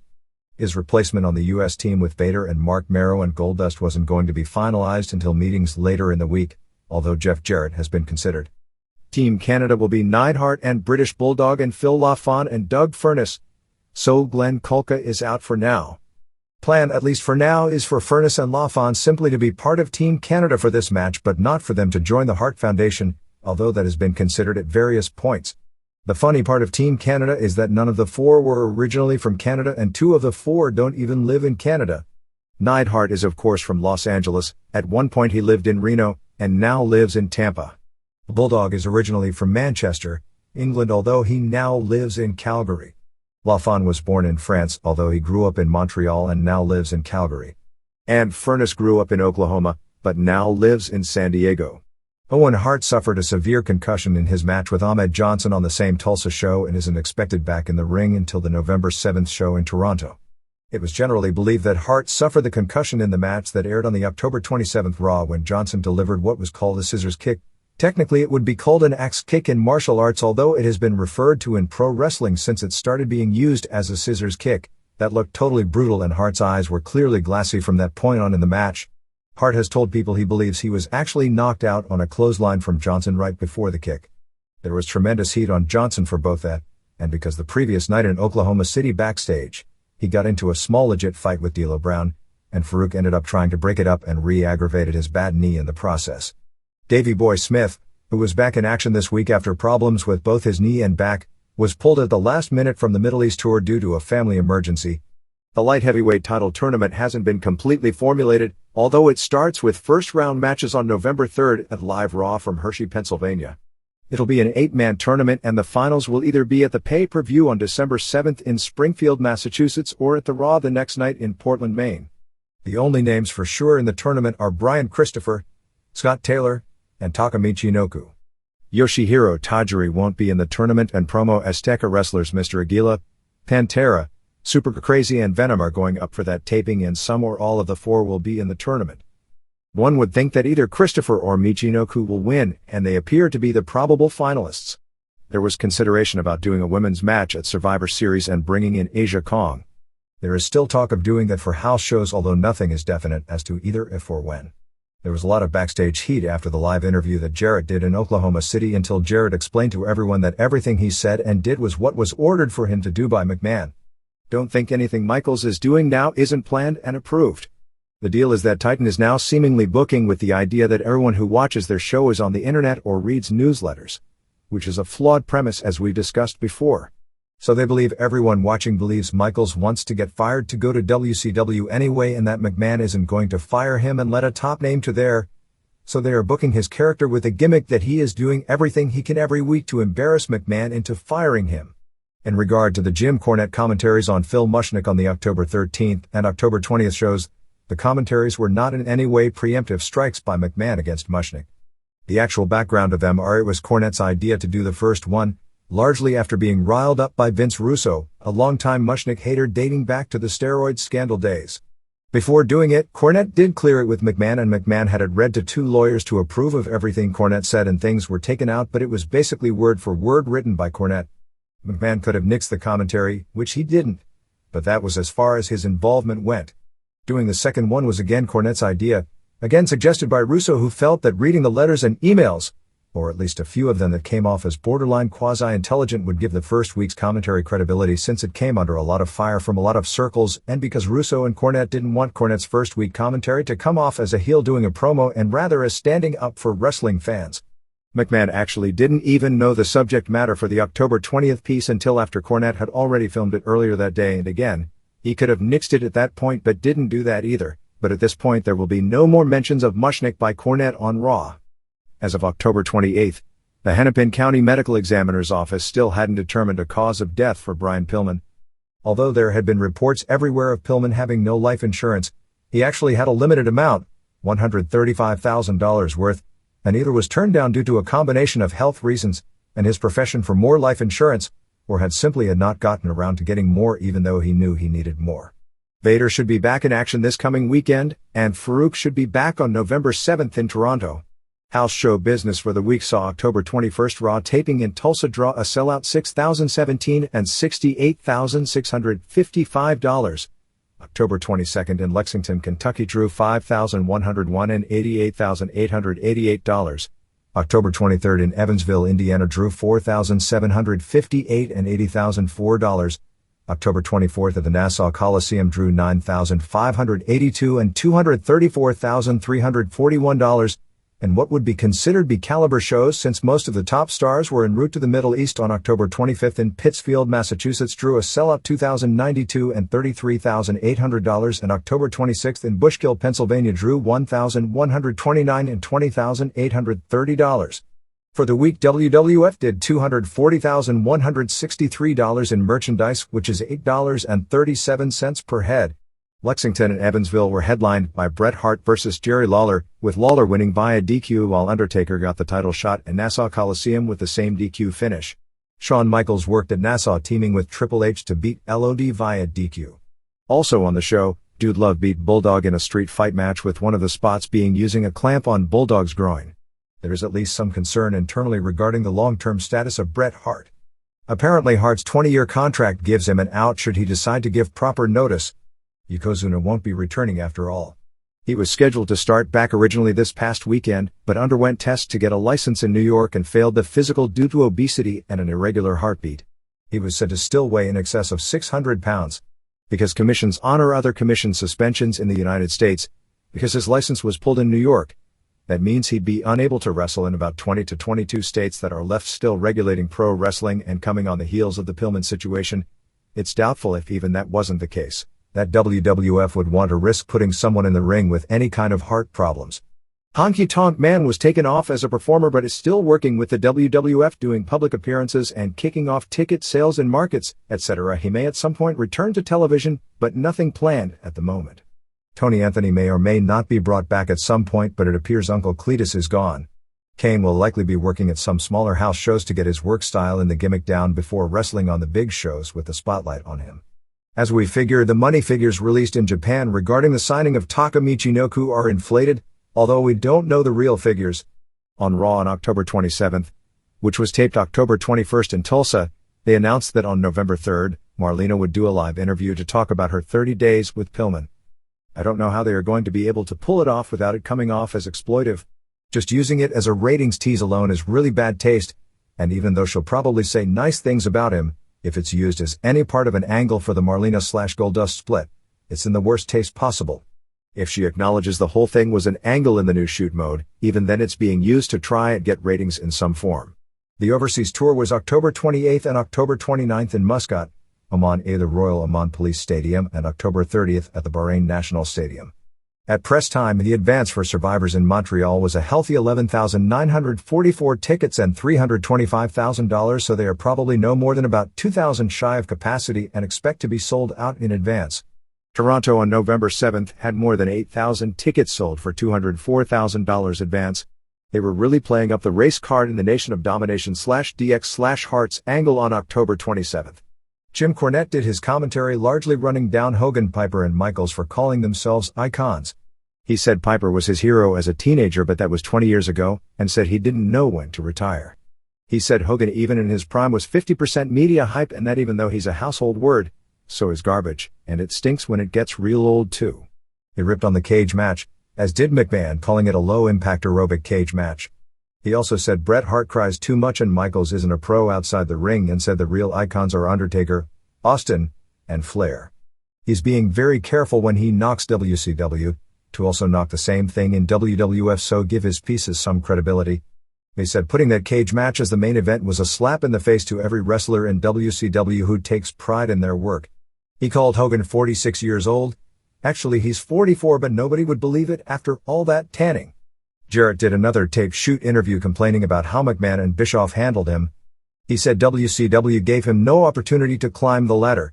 He said in-ring ability means nothing in WCW and that you have to be one of Eric's boys to get a push, and said the top 6 to 8 guys in WCW were over 40 and that there just aren't that many Nolan Ryans around who can perform at the top level at that age. Jarrett's complaining would carry a lot more weight if he were Chris Benoit making those same complaints, which would be really valid, as Jarrett was pushed in WCW to about the level he belonged at. He also said WWF house shows were better than WCW shows because WWF gives you action in every match for 2.5 hours and WCW doesn't give you that. Weekend ratings saw Live Wire do a 1.6 and Superstars a 2.2, which would make it the best set of weekend ratings for the company in probably 2 years. It's amazing that while WCW's weekend numbers are the lowest in the history of wrestling on TBS, its Nitro numbers are record-breaking, and for WWF, the situation is kind of reversed, although not to either extreme.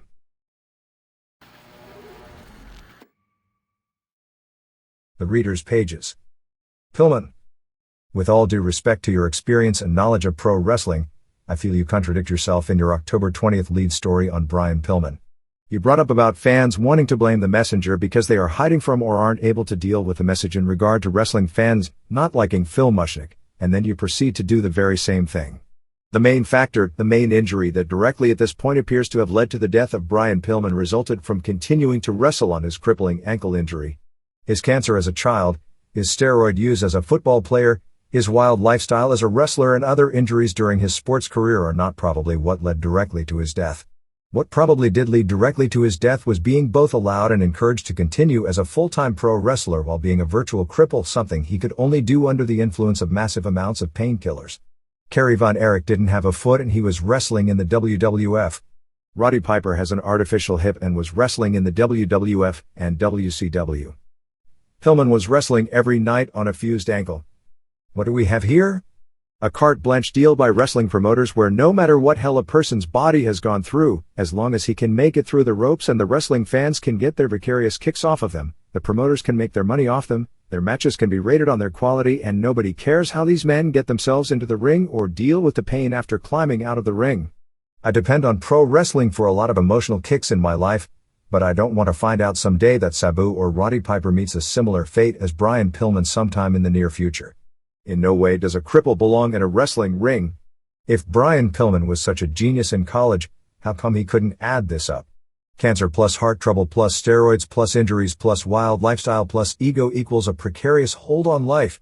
All these factors added to a crippled ankle and taking a dangerous amount of medicine to kill the pain of which equals what?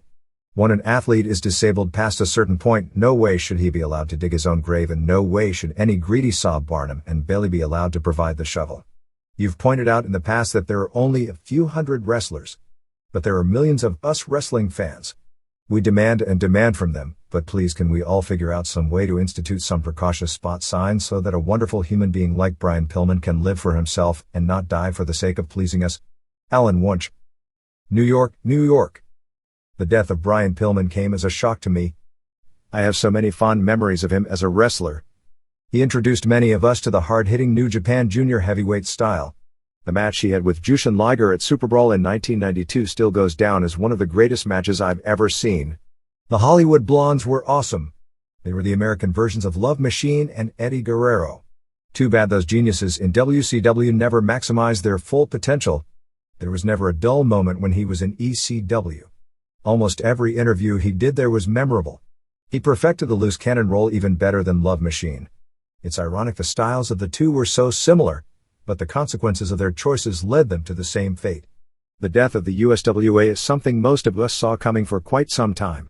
The wild brawling and interview-oriented style had become a parody of itself in recent years. The territory was burnt to the ground by Jerry Lawler and company. Their last big money-making feud was against Smoky Mountain Wrestling, and that was 2 years ago. After that feud ended, it was all downhill for business, and the quality has been horrible over the last year. Many reasons or excuses can be brought up regarding the demise of USWA. Too much television on Monday nights. Lack of talent. Lack of interest. Lawler killing the company's credibility. Crappy booking. The only bright spots were Brian Christopher, PG-13, Spellbinder, Mike Samples, Flash Flanagan, and even Randy Hales, who did the most underrated loose cannon bit. Most of those guys are talented enough to find work elsewhere. Unfortunately, the audience changes and their style became stale. Unfortunately today, most fans won't accept a product if it isn't the big two or really violent. Eric Bimbin. Brooklyn, New York. I didn't think anything would ever come close to your article on the Von Erich family a few years ago, but the story on Brian Pillman came awfully close. Joe Urbanek. Chicago, Illinois. I've been a major wrestling fan for most of my 30 years. I've seen several big stars pass away over the past few years, but the approach taken by the WWF on this one has me scratching my head. I stood in shock and disbelief as Vince McMahon made the announcement on the free-for-all. I found that each time it was brought up on the pay-per-view, 2 or 3 times, it seemed that a lot of attention was being brought to it. When Vince McMahon brought up that it might be an overdose, it did seem like he was sending out a mercy cry. I know that this will ruffle a few feathers, but I did wonder if it was a work. I know it seems sick, but this business is not one of high morals. I'm also not alone in thinking that it may have been a work, but I'll admit to it, not like others. I wish it was a work. The next night on Raw I learned it wasn't. The 10-bell salute was a nice touch, and the crowd's chant for Pillman afterwards was almost eerie. I do agree that the dragging out of the Melanie Pillman segment, although her message was good, seemed to be an attempt to build a television rating. The Pillman loss seemed to hit me harder than other deaths of the past few years. I had followed his career since his debut as a pretty boy in WCW. It seemed that every time he turned around, he was met with roadblocks. His determination was greater than the Energizer Bunny. I have a lot of respect for his strong will and perseverance. He will leave us with many memorable matches and moments that will run forever on our VCRs. Whether it is the great flair for the old segment, or his loose cannon persona that seemed almost too real to be a work, he was a true talent that left us with a lot of great memories. In closing, I hope he looks down on us and realizes he has a lot of friends and fans who are deeply saddened by his passing. He was a great athlete and a great person who was taken before his time had come. Thanks for the memories, and God bless his family, who have lost a lot more than any of us. Johnny Price. Martinsville, Virginia. K1. I hate to read your comments about Pancrase as it compares with IWF. Although I understand you, I really felt your final writing really misleads your readers. Even for smart fans, I strongly believe that's not the correct way to write about Pancrase to American fans. I think Pancrase has kept a thin line so far in the last 3 years, although that line itself may already fall into the territory for some kind of working without high spots discussion for a pure martial arts fan. However, if you classify K1 as a shoot sport, I suggest you consider Pancrase as well as a legitimate sport within the professional fight standard. Besides, hasn't Pancrase already proven many things? Ken Shamrock was chosen as the first king of Pancrase, but he later proved to be the king of the Octagon as well. Yoshiki Takahashi proved he can beat a top-level jiu-jitsu expert even though he was never highly ranked in Pancrase. It was good to read your review of Rings. Bram Zaza was supposed to have a shoot match against Jerry Bullander, and we heard he trained very hard for that match. As it turned out, he had his best worked match to date due to Tsuyoshi Kosaka. I agree it was a very exciting UWF-style card. The word Masayuki Naruse said on television was Gachinko shoot. Later I was again very surprised to see the same kayfabe word printed in the weekly pro wrestling report on the show. Weren't you impressed by Keiichiro Yamamiya and Kunyoku's super challenge within the shooting context on the June 20th Pancrase? Since most of your readers don't know anything about K1, it is wise to introduce it. 3,300,000 fans attended combat sports events in Japan in 1996, of which traditional pro wrestling is the most popular. K1 is the first serious challenge to the world of pro wrestling since it is holding 3 dome shows in 1997, while New Japan, the industry leader, plans 5 dome shows. Between the 8 dome shows, more than 400,000 fans are expected to attend. K1 is a shoot while pro wrestling is essentially a work. People pay to see the fantasy that is pro wrestling, but K1 is also selling martial arts fantasy, so both are very much the same in nature. We should not look down at pro wrestling only because they aren't presenting real fights. The top level of pro wrestlers are nothing less than great athletes. The fact is that UFC stars like Ken Shamrock, Dan Severn, Yoshiki Takahashi and Maurice Smith were all experienced traditional pro wrestlers at one time in their careers and made their names in Japan before any of them were known in the United States. From a business standpoint, the Japanese fighting world has two leaders, New Japan and K1. Pro boxing isn't as big as in the US, and many recognized Japanese boxers have expressed interest in participating in K1 since it's much bigger. Although UFC is played up big in Japanese magazines, it is only shown on video available 2 or 3 months late, and the videos haven't been selling well recently. This is the reason why all insiders were skeptical of the UFC being able to successfully promote a pay-per-view show in Japan. However, many fans do want to see Royce Gracie, since Japanese fans feel some kind of empathy for the small guy fighting with a gi and beating monsters. One of the biggest criticisms of K1 is that there are only 10 to 20 heavyweight kickboxers in the world, and all claim some kind of world championship. Especially weak American kickboxers and those inside laugh at the titles. In the case of Muay Thai fighting, the featherweight and bantamweight classes have more than 300 to 400 fighters at each weight, so the two national stadium championships mean being the best out of several hundred athletes, and Muay Thai has a 500-year sporting history. The most significant difference between Muay Thai, K1 and kickboxing is that Muay Thai exists for public gambling. Because of that, the most popular class in Muay Thai are the welterweights. Heavyweights aren't as suitable for gambling due to the existence of the lucky punch finish. Many people misunderstand why the heavyweights don't exist in Muay Thai. It's not because there aren't a lot of big men in Thailand, although that is true, but because the gambling experts know it's easy to predict the outcome in big man fights, so it's hard to win money on them, even though there are occasional upsets from a lucky punch, which doubles the problems for an insider expert gambling. K1 is also easy to predict, like boxing, but since sports gambling is only permitted in horse racing in Japan, people buy tickets for K1 to see one big man knocked out by another. The K1 title is the true king of world champions, but it is only possible to achieve that true title among the heavyweights. K1 has more than a 70% knockout finish rate, which is its best selling point to the general public. This is all possible because heavyweight kickboxing is a totally new thing masterminded by K1 promoter Kazuyoshi Ishii. The 3 different major shoot groups were all established in 1993. K1 debuted on April 30, 1993, promoted by Seto Kaikon, an Osaka-based karate dojo. Actually, the name K1 was first used on March 30, 1993 for a show at Korakuen Hall, but it was the impact of the show in April that put the promotion on the map. The first Pancrase show was September 21, 1993, in which all the matches were shoots. It was promoted within pro wrestling with 3 big-name pro wrestlers, Masakatsu Funaki, Minoru Suzuki and Wayne Ken Shamrock as the top stars. I'm not going to say that all the matches during the first 2 years were shoots, but you can say that Pancrase started as a shoot sport, and it became more evident when they realized that enough people paid to see real fights, so that by the time 1995 started, it became almost a pure shoot event. UFC started on November 12, 1993, promoted by a newly created venture of Semaphore Entertainment Group, with Royce and Gracie. It was essentially an American version of the Brazilian sport of Vale Tudo, a sport originally created in Japan, but later banned in Japan due to a high death rate. Only judo remained in Japan, and it became an Olympic sport, while jiu-jitsu survived and was popularized in the streets of Rio de Janeiro, where self-defense martial arts were needed for the legitimate safety of rich business executives. Because of these 3 groups, I decided to write a book, and you decided to start an NHB section in The Observer. It has created significant changes in fighting sports journalism as well. It all used to be fantasy writing designed to promote events regardless of being shoot or worked. However, the emergence of true shooting makes it easier to write articles in a real journalistic manner. The sport of kickboxing was created in 1966. Tadashi Sawamura was the first star of the sport and was a national hero in Japan. His television show achieved a 30 rating in 1973. We insiders now know that Sawamura's fights were largely nothing more than pro wrestling with worked finishes using the flying knee to the chain, similar to Jumbo Tsuruda's jumping knee pat. Since the general public began to understand that, the popularity of kickboxing hit the skids and no serious sports magazines covered it. When K1 started, they claimed to not be kickboxing due to the negative image of kickboxing being a worked professional sport. There are 5 different kickboxing promotions in Japan, all recognizing their own titles. I believe all the groups promote only shoot matches nowadays, but all the top stars are either featherweights or bantamweights. K1 made the difference, focusing all on big men.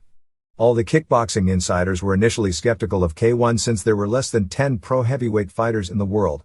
Its initial success was largely due to the only Japanese star, Masaaki Sadake, who was a legitimate karate champion and a true heavyweight. He's from Osaka and talks with a heavy Osaka accent and was liked by everyone. He's very good on comedy shows, and his exposure on variety and game shows made K1 first recognition among the general public. Seto Kaikon was established in 1981. In 1991, they decided to start a pro fighters division and participated in Ring's undercards. Because of that, K1 was considered as part of the UWF pro wrestling movement. These days not many people say K1 is another UWF-style promotion since it became bigger than the UWF ever was. But it is true that Ishii learned how to put together professional shows, create hype and run angles from the way Rings does business. Rings is a semi-shoot promotion, and in 1991 the undercards were basically shoots. However, I can't say the matches with Seto Kaikon fighters were all shoots. I know of 2 questionable matches involving Sadake. The business relationship with Rings didn't last long, became Ishii wanted to produce his own cards. In 1993, when K1 started, the myth of Maurice Smith as a kickboxer was destroyed when he was knocked out by Ernesto Hoost. Even their biggest star, Sadake, was knocked out also. It actually turned out to help K1 get established, since insiders believed matches were shoots when unknown Branko Sikatek became the first champion. Ishii promoted Vale Tudo rules matches with Kimo vs. Patrick Smith and Kiyoshi Tamura vs. Smith, which made big money for K1, but all the kickboxers, including Sadake, were upset about it and against the idea to include those matches on the cards. Tadashi Tanaka. New York, New York. Observer. In regard to John Cashmere's letter in the October 24th Observer, obviously he has the right to his opinion, but it does raise the question of the availability of your newsletter, since it is not intended for an average wrestling fan. I first subscribed to the Observer in October 1994 after seeing an ad in a Napolitano magazine. I was impressed by the amount of research you did, but was absolutely blown away when the Art Bar obituary story hit my mailbox. This was the reason everyone says the Observer is the best. The research you put into this newsletter is the main reason I feel you are number one in this segment. Sure, it's cool to know who isn't getting along in the locker room, but stories like the ones on Fritz von Erich, Brian Pillman, Eddie Gilbert and Art Barr, as well as features like your Monday Night Ratings breakdown showing which wrestlers increase and decrease the ratings, although a 7-week sample was way too short a time period, are why I continue to subscribe. The question is, what type of response do the ads in the Napolitano magazines generate? I'm not trying to say you shouldn't make the Observer available to people who don't work in the industry by any means, but do you think there should be some cutoff? And I may not share the same views on protecting the business. If a child can figure out on their own that Santa Claus and the Tooth Fairy don't exist, that's okay. But when their older siblings or a child at school tells them, is that okay? I feel the same thing applies here. So many people say how the 90s wrestling fans are so much more educated than the fans of the past. Go to any indie show in the Southeast and you'll be proven wrong. I've been to the ECW arena on numerous occasions over the past few years, and the same applies there. The majority of wrestling fans are a lot closer to how Phil Mushnick portrays them than the wrestling community wants to think. Should these people be able to have access to the Observer? When you announced your intention to expand, something you wrote struck a chord with me. You mentioned wanting to make the newsletter as historically complete for future reference. This is a goal that probably no other newsletter has, and you are certainly succeeding at it. I feel the Observer can be a powerful tool for those in the business if they don't close their minds to it, and for the community of truly educated wrestling fans like the types who actually know and understand more about the wrestling business than many people working in it. But if someone is looking for scoops to look cool in front of their friends by saying that Kane is Glenn Jacobs, the Observer is not for them. Alan Berry, Asheville, North Carolina. Response from Dave Meltzer: I've never understood this Santa Claus/Tooth Fairy analogy to pro wrestling. It's an analogy generally reserved from another era of the business who thought things were better off when they didn't have to answer to the fans for their cons. My feeling from the start has always been to cover pro wrestling as it is, just as a good reporter would cover politics, pro football or the movie industry, although because it's a different business based on its past, it can't be covered in exactly the same way as one would cover other businesses.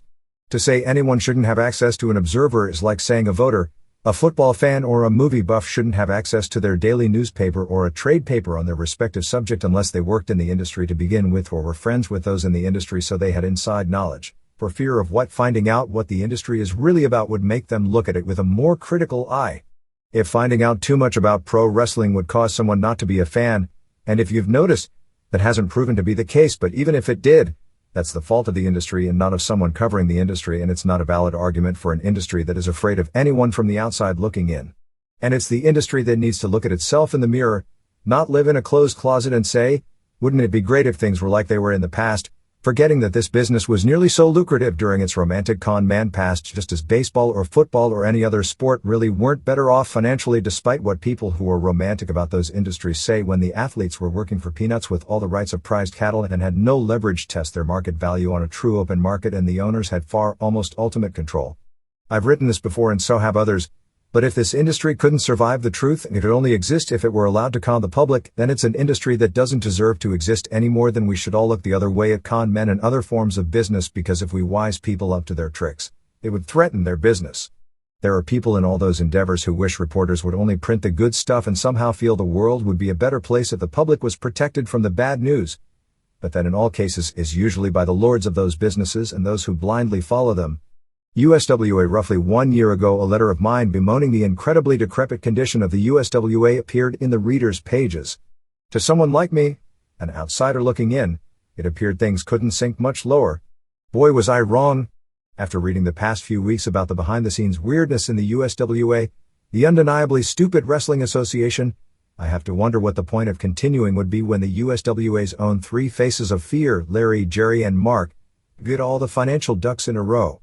Many things in the industry aren't as they appear to be on the surface. One thing is, though, the USWA as it is now, is dead, and not even the gang from ER can revive this patient. As a result of the company's horrible mismanagement on every level, many people will be hurt. The people who really lose out are the fans in the area. It's interesting that fans in Memphis turn out in wild support when WCW rolls into town, but flee for the hills when their own hometown company runs a show. It's not that the people in Memphis won't support wrestling, they just won't support mismanaged, poorly run garbage. They shouldn't be expected to. A well-run, well-promoted, well-booked promotion could make it in Tennessee. The fans are there, as is evident when WWF and WCW are there. I'm convinced that WWF, if they were creative enough, would book an entire Monday night show using only Bret Hart, Shawn Michaels, and Steve Austin. Is there anybody out there who wants to see anyone else in the WWF besides those three? Each one could do 10 to 15 minute long interviews running all over the other two. Then in the second hour, they could wrestle each other in a round-robin type deal with all the requisite run-ins to keep everyone involved happy. That would blow away the crap that they, for the most part, feed us every Monday. The new Nation of Domination looks and works a lot like the old Nation of Domination, and that group blew. Putting an edge on the Godwins is like putting a turbocharged V8 engine in a 1974 Gremlin. I completely disagree with your opinion on the Sting/Buzzard angle at the August 21st Clash. I loved it. All of the text that the person read applied to the Sting NWO angle in general and the Sting Hogan storyline in specific. That it wasn't Sting himself speaking, as was promised on Nitro 3 days earlier, I didn't see as a big deal. Having what sounded like a child do the talking for him, thus being his voice, only adds to his brooding, tormented character. As far as the Buzzard is concerned, that could go a couple of different ways. The Buzzard represented the messenger from Sting to Hogan concerning Hogan's soul is one way to see it. I think the Buzzard represented the metamorphosis that the Sting character has taken. He's gone from a run-of-the-mill babyface 2 years ago to the peculiar-looking misunderstood figure of today, much as the Buzzard has evolved to its present-day look, because nothing can start out that ugly.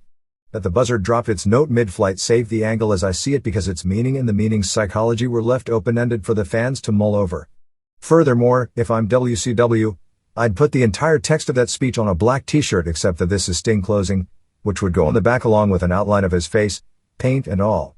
It's not like there aren't enough black t-shirts available at WCW shows. I'd also have the same person who read the text at the Clash read it live in the middle of the ring, with only the spotlight shining on him/her just prior to Sting's entrance at Starrcade. I thought the music, which sounded like the B-side of The Undertaker's cassette, was great too. Your coverage of the Fritz von Erich death was spectacular.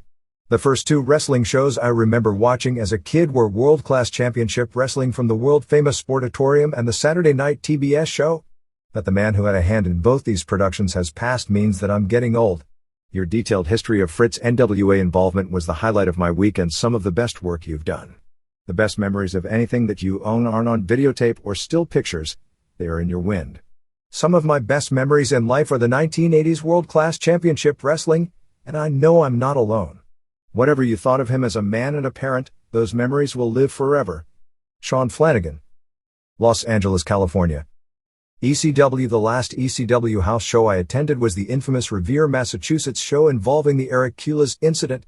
After that, I vowed to never attend another ECW show. But in true pro wrestling tradition, I went back on my word and attended the September 6th show in Revere. The show was average until the Shane Douglas vs. John Kronus match, which I watched from the back of the room next to Paul Heyman. Knowing he was within earshot of me, I made a reference to last week's comments in The Observer regarding Shane's belly-to-belly suplex as a finisher. After Heyman heard my comments, he flipped out and threatened to smarten me up and unleashed a barrage of expletives. His security flunkies asked me to take a seat because they said Paul was pissed and they didn't want him to take a swing at me. This left a bad impression, but I laughed it off. The first main event, Sabu vs. Tommy Dreamer, went 7 minutes. There was a post-match brawl involving Sandman and Rob Van Dam. After this, I expected to see the advertised main event of Sandman vs. Van Dam.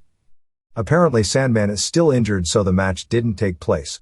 An ECW security person explained that they did an angle during intermission to explain why there wouldn't be a main event. I got to the building 5 minutes late, so maybe I missed an announcement. But why weren't signs posted? Due to Heyman's ridiculous behavior and the lack of the advertised main event, I'll never spend another dollar on his product, but I will watch the TV show. I respect the effort that guys like Sabu, Dreamer, Van Dam, Balls Mahoney, Axel Rotten, etc. give, but Paul doesn't deserve $1 of my hard-earned cash. If I'm lucky enough to see ECW guys on an indie show or a WWF show, I'll go, but once again, I'm not going back to Revere. Joe Fiore. Nahant, Massachusetts. After avoiding the ECW arena for almost 2 years, I attended the October 18th show. I'd purposely stayed away from the ECW arena because of past hassles with tickets and general disorganization. Twice I've ordered tickets via credit card weeks in advance, which is difficult enough because the ticket office rarely answers the phone, only to never receive them and still have to pick them up at the door. This means you still have to get in line hours early and wait in order to get any kind of a good seat because there is only one line for people who literally don't have tickets in their hand. So essentially, there is no point in ordering tickets at all, and you should just show up 4 hours early to the show, which is what a lot of fans do. This time, I figured with another year plus of experience under their belt, ECW would have changed some things. Wishful thinking. I still had to pick up my tickets at the door and wait in line this time for 3 hours, just to get a GA seat, even though I had already ordered and paid for my ticket weeks in advance. Despite being told by phone a week earlier that there were no ringside tickets available, I watched as fans in front of me who didn't have tickets ordered ahead of time purchased ringside seats from ECW ticket agents just minutes before the doors opened. By the time we got in, the GA section was practically full. This, despite the fact there were at least 100 fans still in line that were going to be let in even though there was no room to put them. I saw fans standing everywhere there was room for the entire show, surely unable to see anything. Despite the addition of new bleachers, ECW officials for some reason announced that nobody could sit in the top 2 rows. The only reason people were sitting there in the first place was because they were the only seats left. This, of course, meant that the fans sitting up there had to move somewhere else, basically the hallway, since there were no GA tickets left anywhere. I think herds of cattle grade treated with more respect than ECW fans. The show itself was generally auspicious. At least the 10-minute intermission was closer to 10 minutes, unlike in years past. The pat-down at the door and the bag search was new for me, but not welcome. But I can sort of understand it considering the element ECW sometimes attracts. Before the main event, fans were treated to a woman in the audience bearing her breasts for about 5 minutes to the biggest pop of the entire show. The fan was never approached by security, thrown it, or discouraged in the slightest from continuing until Paul Heyman finally grabbed the mic after she finished her little spectacle and made fun of the size of her breasts with typical expletives he's so fond of using, at which point the crowd, which had been popping big then, immediately turned on her. I wouldn't be surprised if Heyman didn't plan the whole thing. It got the crowd going before the main event. The fan was never reprimanded and neither she nor her boyfriend seemed upset at Heyman's vicious mic work directed at her. After all, the last show I attended saw Kimona do a strip tease, no doubt at Heyman's urging, so what's to say this isn't just par for the course. The great Sasuke's appearance, which was brought me to the show, was used as nothing more than a backdrop for a just incredible angle, and the match was only average. The tag title switch was the typical run-in fest. Remember when ECW used to have clean finishes in the big matches? A fan swung at Mikey Whipwreck and the locker room emptied in the opener. There were at least 2 fights in the stands. And as for the crowd itself, I still maintain that the majority of them go to get themselves over on television or to their friends and really don't care about the wrestling. I first turned to ECW in 1994 and thought it was the best all-around promotion on the planet. But as ECW grew in size, much of the organization has remained at the Bush League level. The arena's physical limitations are inappropriate for an organization that claims to be the third largest wrestling office in the country. Their ticket situation is abominable. The caliber of wrestling has gone downhill, although I don't fault the office for that one. I really want to see ECW succeed, but I can no longer concur with Joey Styles' put-downs of the other promotions, nor can I wholeheartedly support spending money on the live product. If ECW isn't for everyone, how come their pay-per-view shows try so hard to copy everyone else's? Paul Armentano, Silver Spring, Maryland. Wrestling Observer Newsletter. P.O. Box 1228, Campbell, California 95009-1228. November 3, 1997. This is the end of this program. Thank you for watching. See you next time.